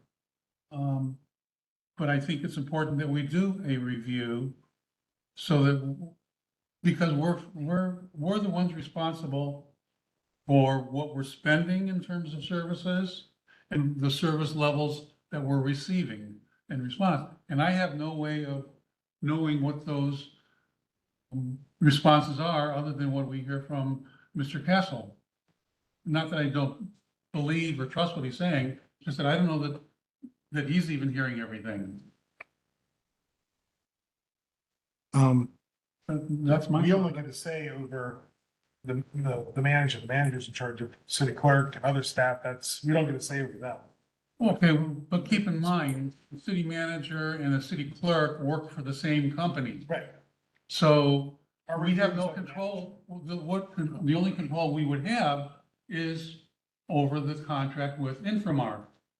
Correct. What I'll do is I don't know whether you got all of them.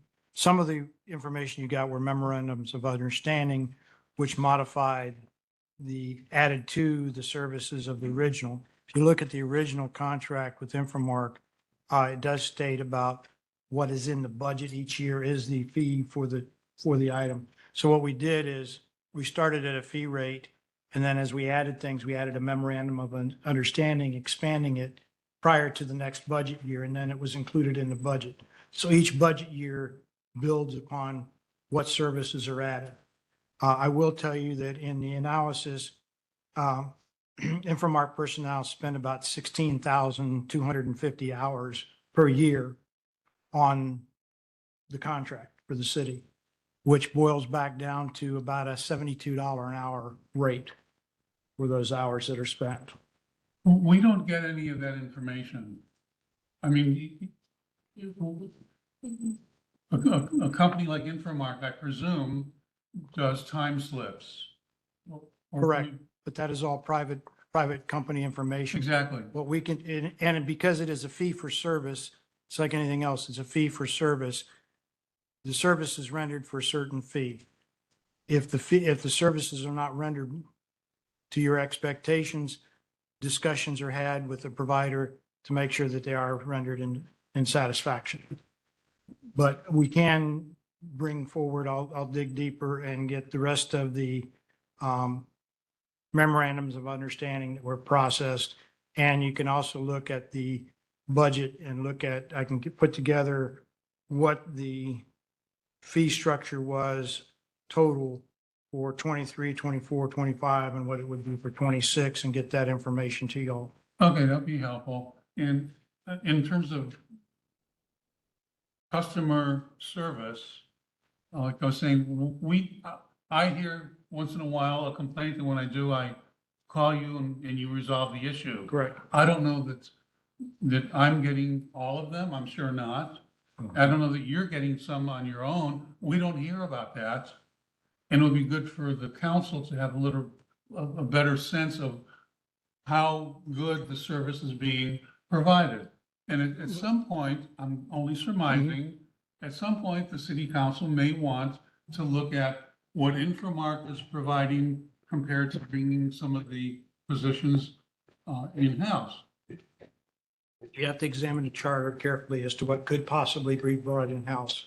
Because the way it was set up was everything would be a contract situation with no employees. In the charter? Yes, sir.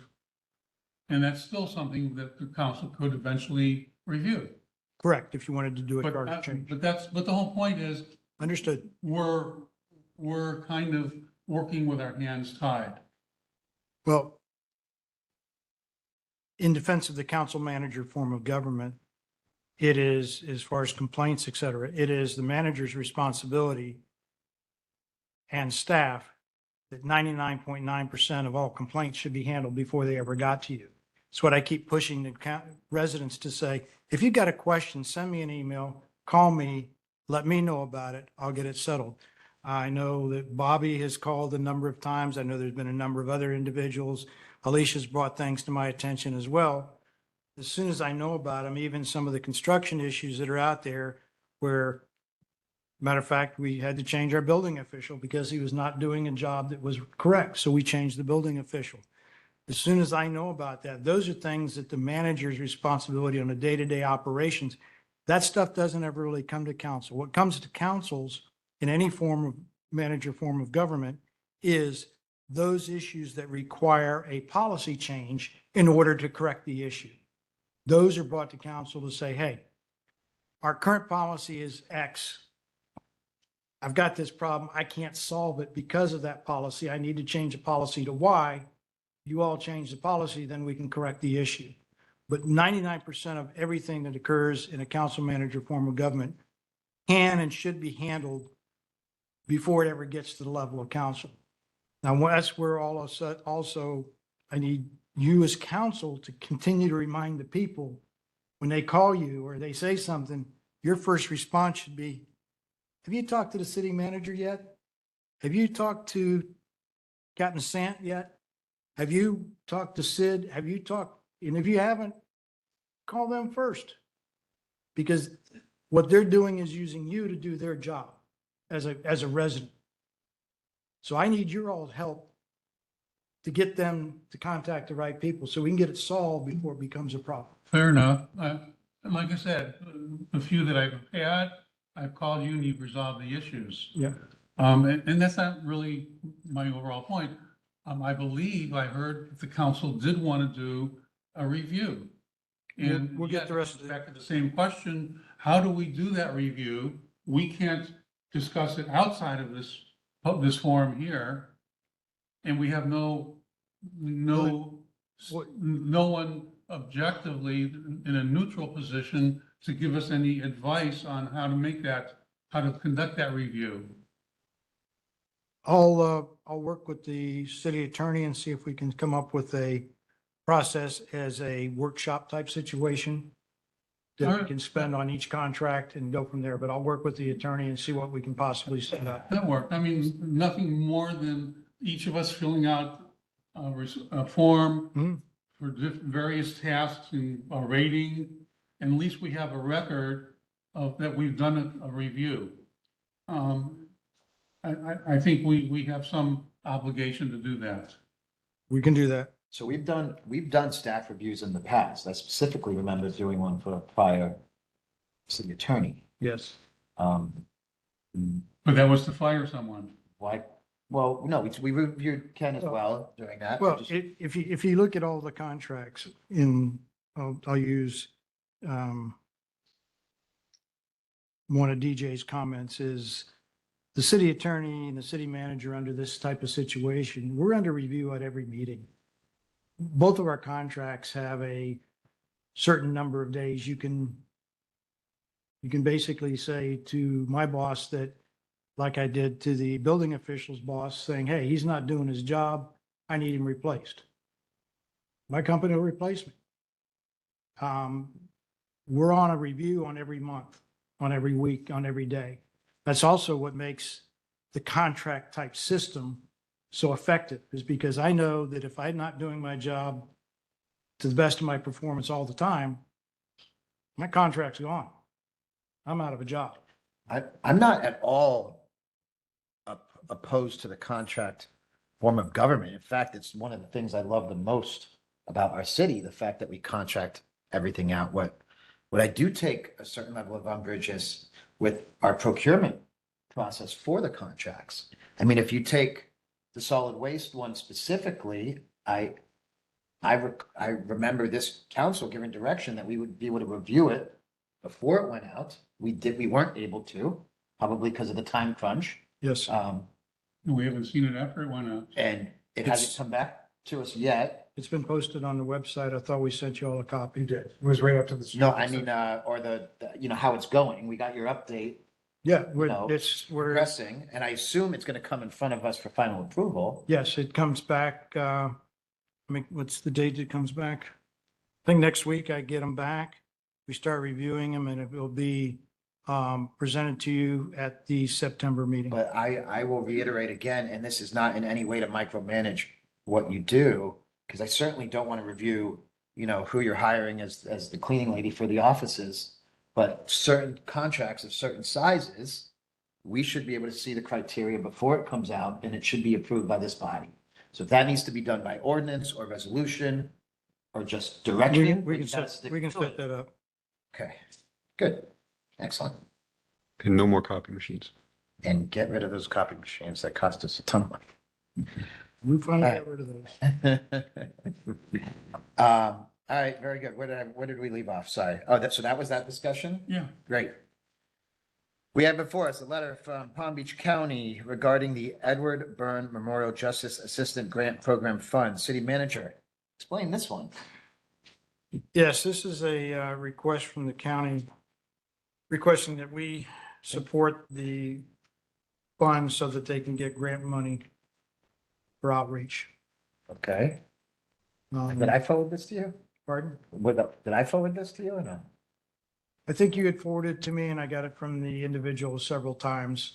In some of these, they look for a lot of the cities to support it. I don't really understand it. But it goes for a training and outreach for individuals in trouble and stuff. So it doesn't cost us anything. It's it's a good thing so that they can go to the state and say, hey, we got all these cities that say we should do this and go forward. Right. I mean, if it doesn't cost us anything, I'm not opposed to helping the county get more money to help people. If we don't, what do we do? Just draft a letter in support? Yes, sir. Is there any opposition from my colleagues on the council? No. Yeah. Okay, cool. You have your direction. Go ahead and do it. All right. Thanks, sir. Strategic planning, final report. City Manager, let's explain and have Dr. Dale. Yes.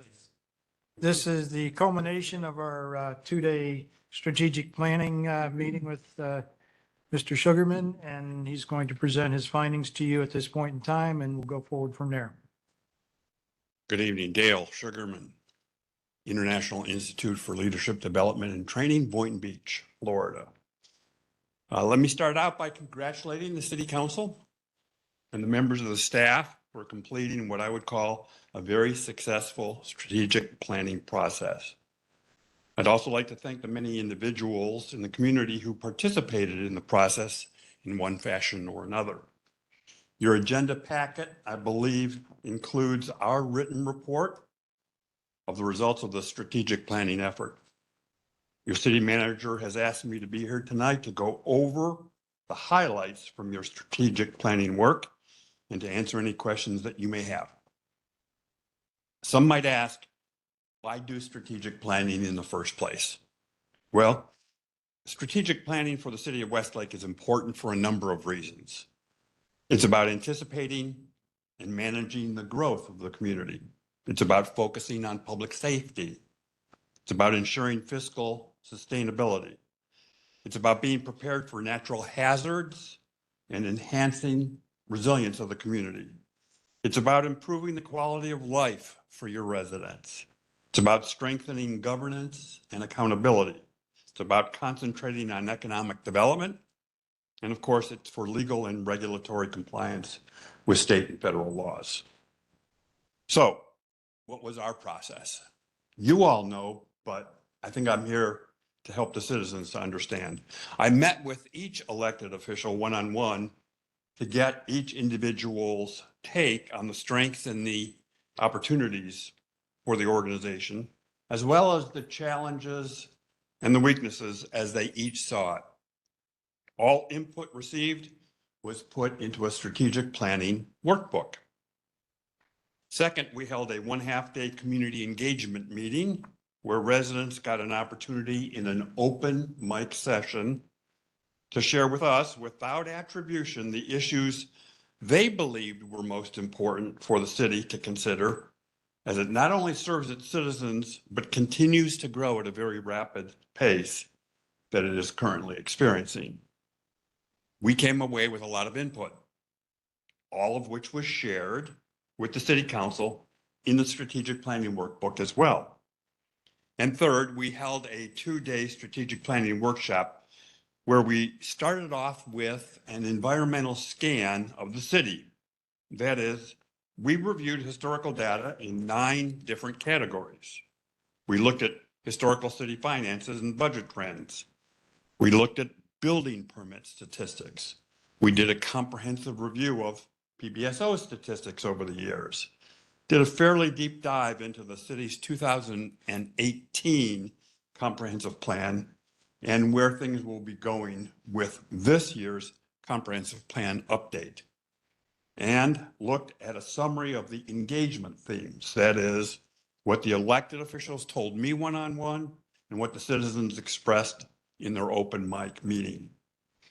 From there, we worked on a city vision, city mission, and organizational core values. A city vision sets the focus of the community toward the future. It answers the question, where are we going? Where are we headed? A city mission is the description of the overall purpose of the city of Westlake. And the city council's core values provide the basis for how the organization and its members will work to achieve the vision and the mission. And it is how we will behave as an organization. Once the city's vision, mission, and core values were established, the city council and staff began to work on identifying its organizational goals, objectives, and priorities for the next 1 to 3 years. A total of 6 overall goals were established, and each one clearly defined the activity to be undertaken and the timeframe in which it is to be completed.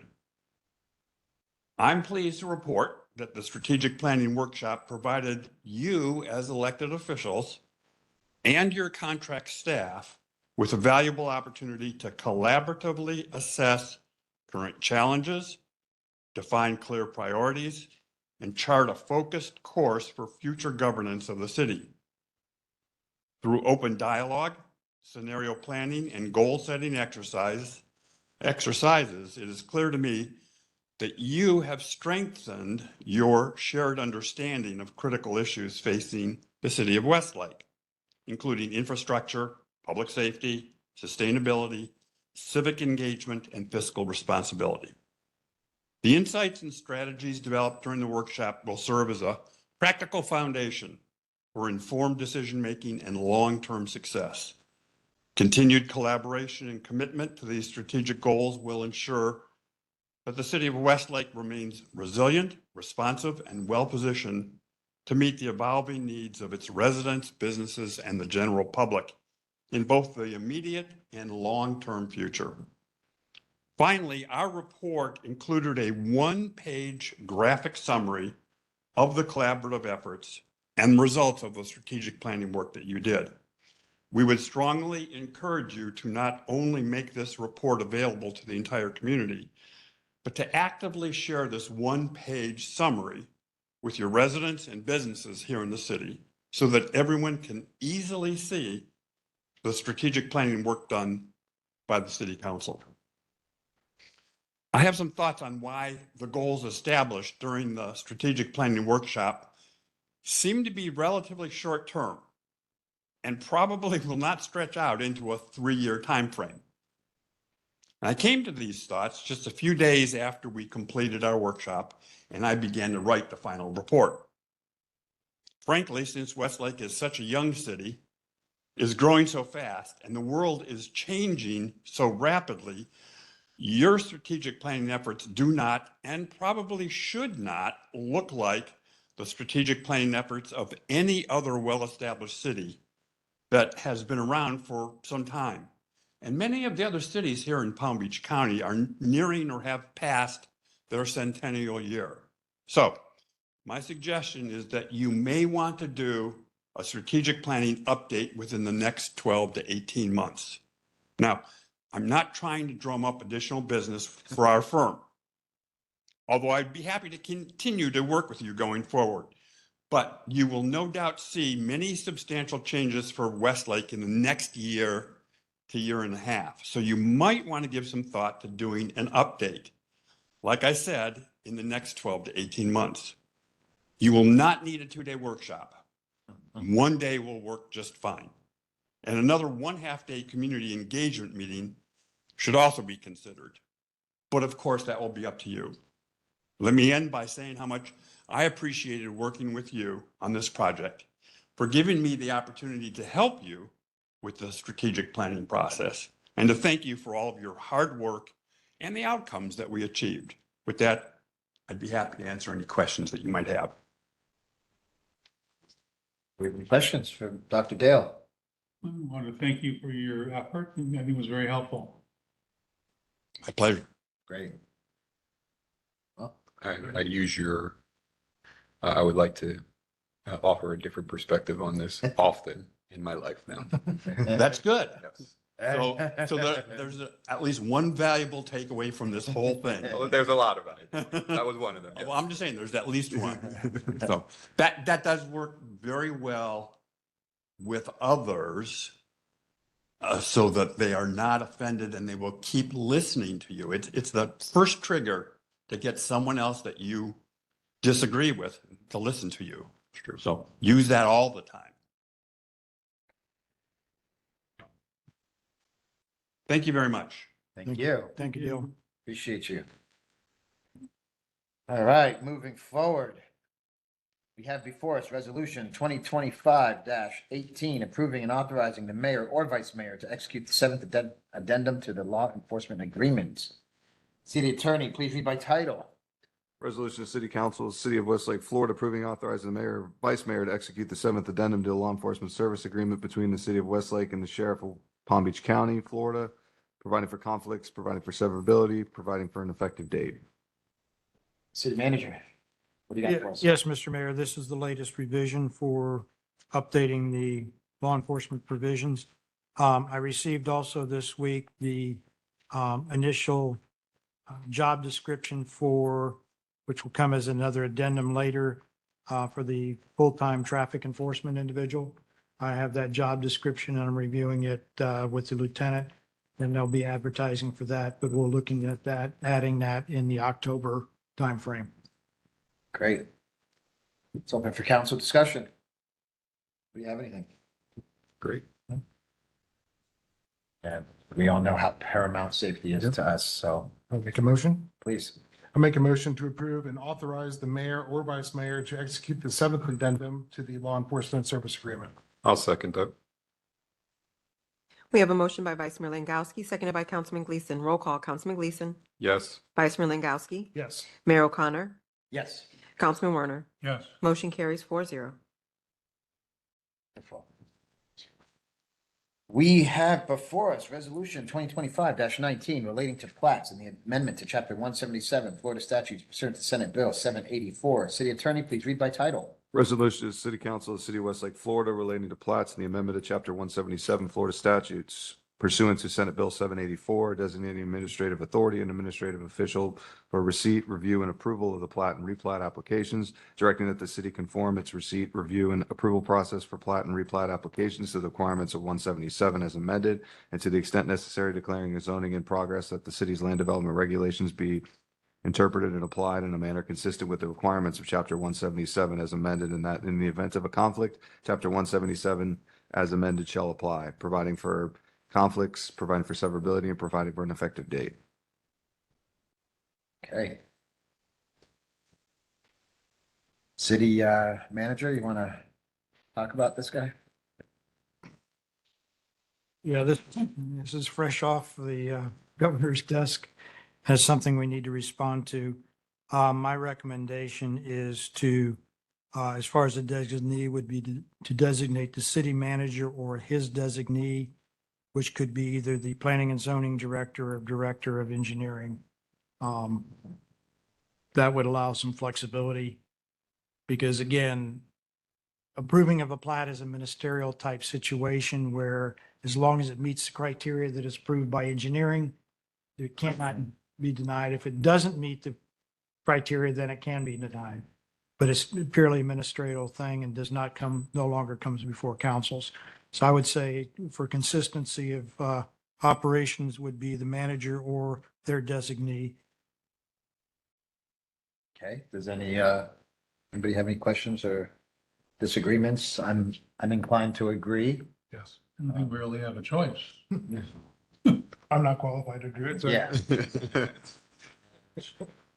So let's go ahead and have a motion to have the city manager and or his designee. Correct. Either one. We'll make a motion for that for resolution 2025-19. Second. Motion by Councilman, or Vice Mayor Langowski, seconded by Councilman Werner. Roll call. Vice Mayor Langowski, Yes. Mayor O'Connor, Yes. Councilman Werner, Yes. Councilman Gleason. Yes. Motion carries 4-0. Okay. Cool. Council comments already. Wow, end of the meeting. Councilman Leonard's not here. Moving with Councilman Gleason. I have nothing for this week. I want to keep it short. We've been here a while. Been here since 3:30. 3:30. O'clock. Councilman Werner. I agree with Councilman Gleason. Sorry, That's Mayor. I got things. A couple of things. One is I need consensus on 4 different proclamations. One is Feeding South Florida reached out in regards to, for the month of September, Hunger Action Month. They would like a proclamation from the city council. Sure. Okay. The next would be in September 17th through the 23rd, Constitution Week. Yes. Okay. And then also for September 11th, the Day of Remembrance. Yes. Okay. And then November 11th, Veterans Day. Yes. Okay. The next thing will be You could education. read the first two. I'll be the Okay. second. Education advisory, well, they're spread out. A couple of months there. Keep up there. Education Advisory Board, a couple things. One is in the Westlake magazine that just came out. We have a nice 2-page little spread on the Education Advisory Board. And also the Education Advisory Board meets this Thursday at 6 p.m. at the City Hall or at city offices or the city office, whichever you want to call it. We'll be meeting there at 6 p.m. on this Thursday.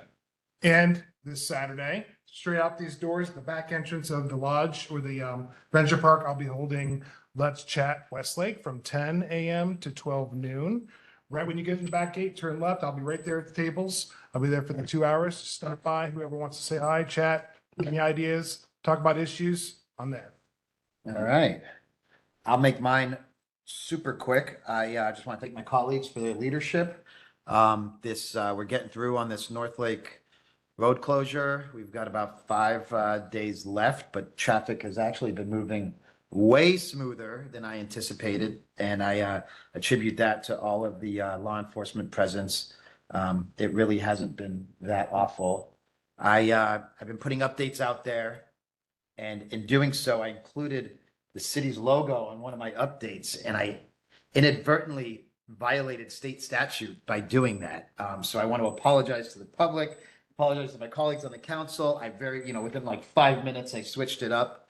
I wasn't aware of that law, but I am working on my own, Office of the Mayor logo that I'll be using instead, as to not violate any state statutes moving forward and still continue to keep the public updated. We already had our PBSO report. Do we have anything from the city attorney tonight? Nothing new tonight. And Yes. want me to do- Mr. Mayor, Madam Clerk's waving me down here. I just wanted to, on behalf of Chief Romero, she couldn't make it tonight. She is at the CSX closure. She has been listening in, so she will be here hopefully next month, but you do have before you the monthly report. thank you. You want me to run through it or? No. Okay. I'll post it later. City manager, what do you got for us? I have nothing else to report other than at your September meeting, we will have the RFP for your review and approval. Thank you, sir. We're all laughing because we've been here since like 3:00. So I'm going to move on to public comment. Sorry, Sorry, one thing go I ahead. totally forgot. Thank you, Madam Clerk. Date for the holiday pop-up. Okay. It's confirmed as, what was the date again? We're looking at Sunday, December 7th. We have confirmed it does not conflict with Wellington's parade, December what? December 6th.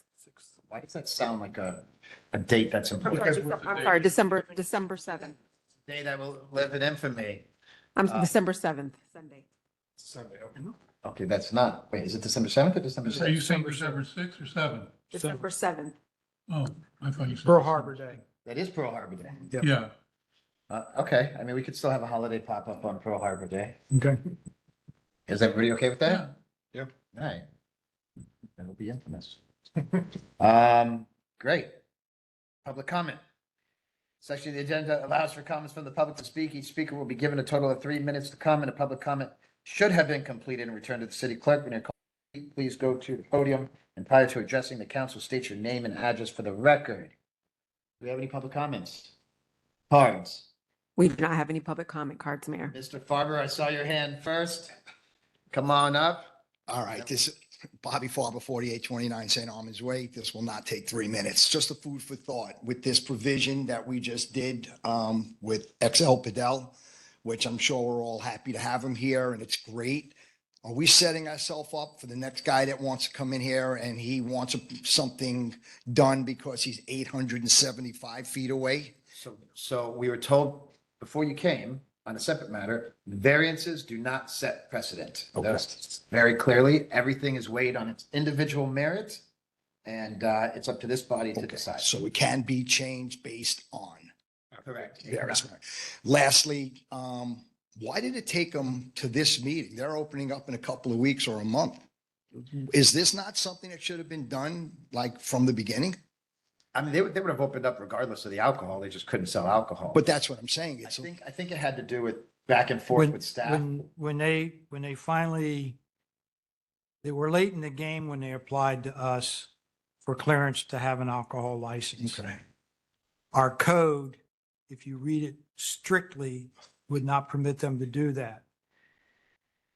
Osneal and Santiago, myself, we went in and we started looking at the code really hard to see how we could accomplish this without violating our code. Because our code was kind of written to prevent bar after bar after bar after bar type situation. So we had food requirements and other requirements, but yet we had never anticipated, which you can't, this type of an operation.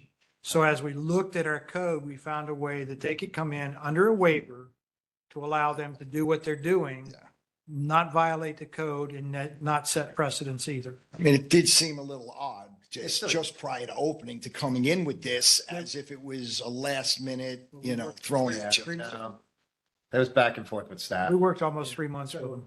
Yeah, it just happens when they submit the alcohol license application. It's two separate process. Usually the tenants or applicants will come in with the alcohol license at the very end, ready to open type of thing. And then in our review, it is identified that this specific business did not follow the exceptions that we have listed. There's a bunch of exceptions the zoning code includes for, other type of businesses, but this specific one is very, is not a common type of thing. And that's why the council had the option to waive it. Mrs. Campbell, you're the next contestant. Come on up. Name and address for the record, please. Jackie Campbell, 5220 Siesta Key Lane. I just want to disagree with the city manager regarding his comment to Councilman Warner in that we should not go to a councilman or council people with issues, or they should be referred to you. I think our council people need to know what's going on and at least try to help to solve whatever issue it is.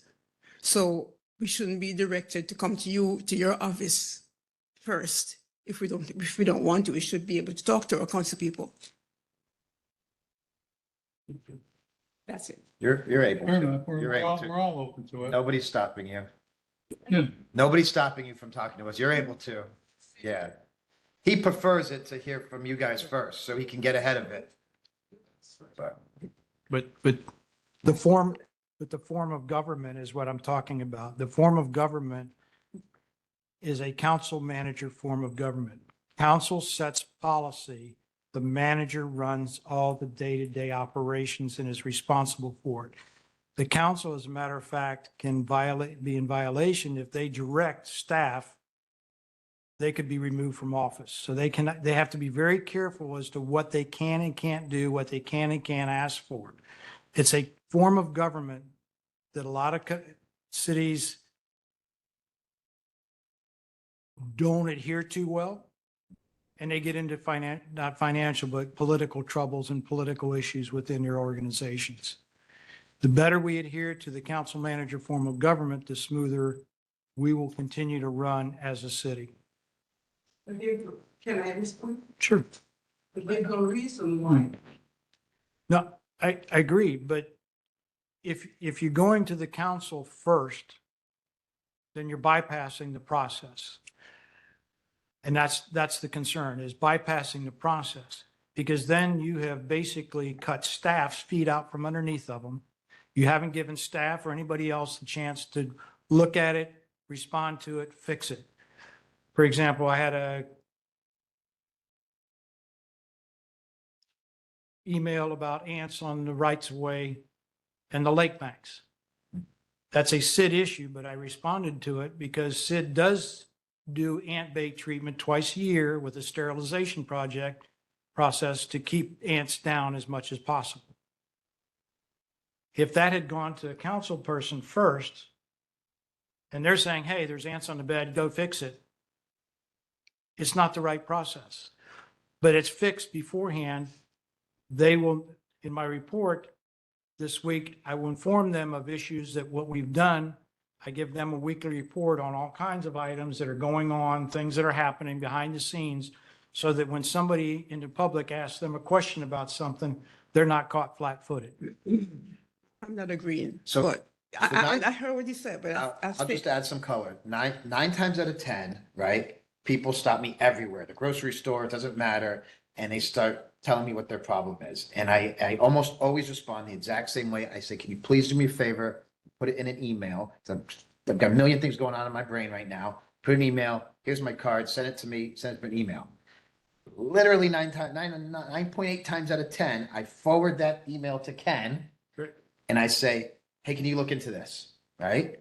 That whole, like if the goal is to get something accomplished quickly and efficiently, that whole grocery store or email process could have been circumvented. It could have gone straight to Ken. And I think he still would have addressed it with the same efficiency. Exactly. So I'm still going to take every single complaint, Right, but no matter what. at least, Mayor, you're aware of it. The council person should be aware of it. What you did is correct, but at least you should be informed. If I Of choose course to you inform. can. Right, and that's my. I love being informed That's of my everything. point. I If take some pride in players keeping we my should come thumb directly to on the the- pulse of the city. Yeah. So, I don't know, maybe some advice, if you want your elected official to know, but also copy Ken. 'Cause it'll get done quicker. I totally understand, but my understanding, just listening to you, was like, we should come directly to him, which I don't agree with, if we We're- don't want to. We work for you, Ms. Campbell. We're here for you. Thank you. You're welcome. Who else do we have? The two people that are- I've been sitting for a long time. I know you guys have been sitting longer. Thank you. Alicia Torres, 5847 Whippoorwill Circle. I had 5 things. I narrowed it down to 3. Appreciate you. Yes, okay. City manager, these first 2 things are for you. When is the SID city joint meeting this year? Is there one a year or one every 6 months? It's by agreement, it's supposed to be twice a year. We got jammed with some timing and stuff. I think our next one is September 2nd. Okay. 4 p.m. At 4 p.m. Okay, at the city hall or whatever we call it. Oh, here, okay. All right. And then also, you know, with a big outfit like Lowe's coming to town, I really feel like we need to get some kind of public transpo out here, you know, at least for employees, so that they can actually hire sufficient people. And I know you're on that board. Is there any way to get this kind of thing expedited? We're working on it. We're working on with the county a pilot project to have public transportation out here. Is there anywhere we can find info online, or is that? It's not online. It's at the staff level. And we're working through it. Do you know how soon, like within this year or within, you know, the next year, any timeline? I'd probably say within the next 18 months. Okay. And then, oh, also, does anyone know where we can find the strategic plan, final report, or even that 1-page summary? Oh, okay. It's up on as part of the agenda for tonight Okay. as one of the attachments. All right. Thanks, everybody. Thank you, Ms. Torres. Please. You've got not a second more than 3 minutes. Good evening, Farrah Labed, 15769 Key Biscayne. I just wanted to, first of all, commend all of you. I publicly, because I did it during the strategic planning meeting, the 2-day workshop that I attended. I wanted to thank you all for being so thoughtful and just really working through the vision, the mission, the core values, and then really going through everything that we spoke about as a community during the community engagement meeting. The question I have, which I know the facilitator didn't really go into, is when are we going to sort of see, are we going to be informed as far as the steps as to, like, let's say the Minto meeting that we requested, are we going to be able to be informed? Is it during city council meetings? Is there going to be something that's going to go out that's sort of giving us deadlines and dates? I know you guys were giving the staff deadlines and dates, but then how do we sort of keep up with where we are on each of those items? I didn't know if it was during these meetings or if we're getting a different meeting, like a special meeting for it. Haven't agreed, this Minto specifically, haven't agreed to the meeting. No, Okay. I'm still reaching out to them on Okay. a couple of items. Yeah, there's a couple things in September. There's also the resolution would be in September for support of the 60th Street connection. Okay. Also, we're already working on future park money.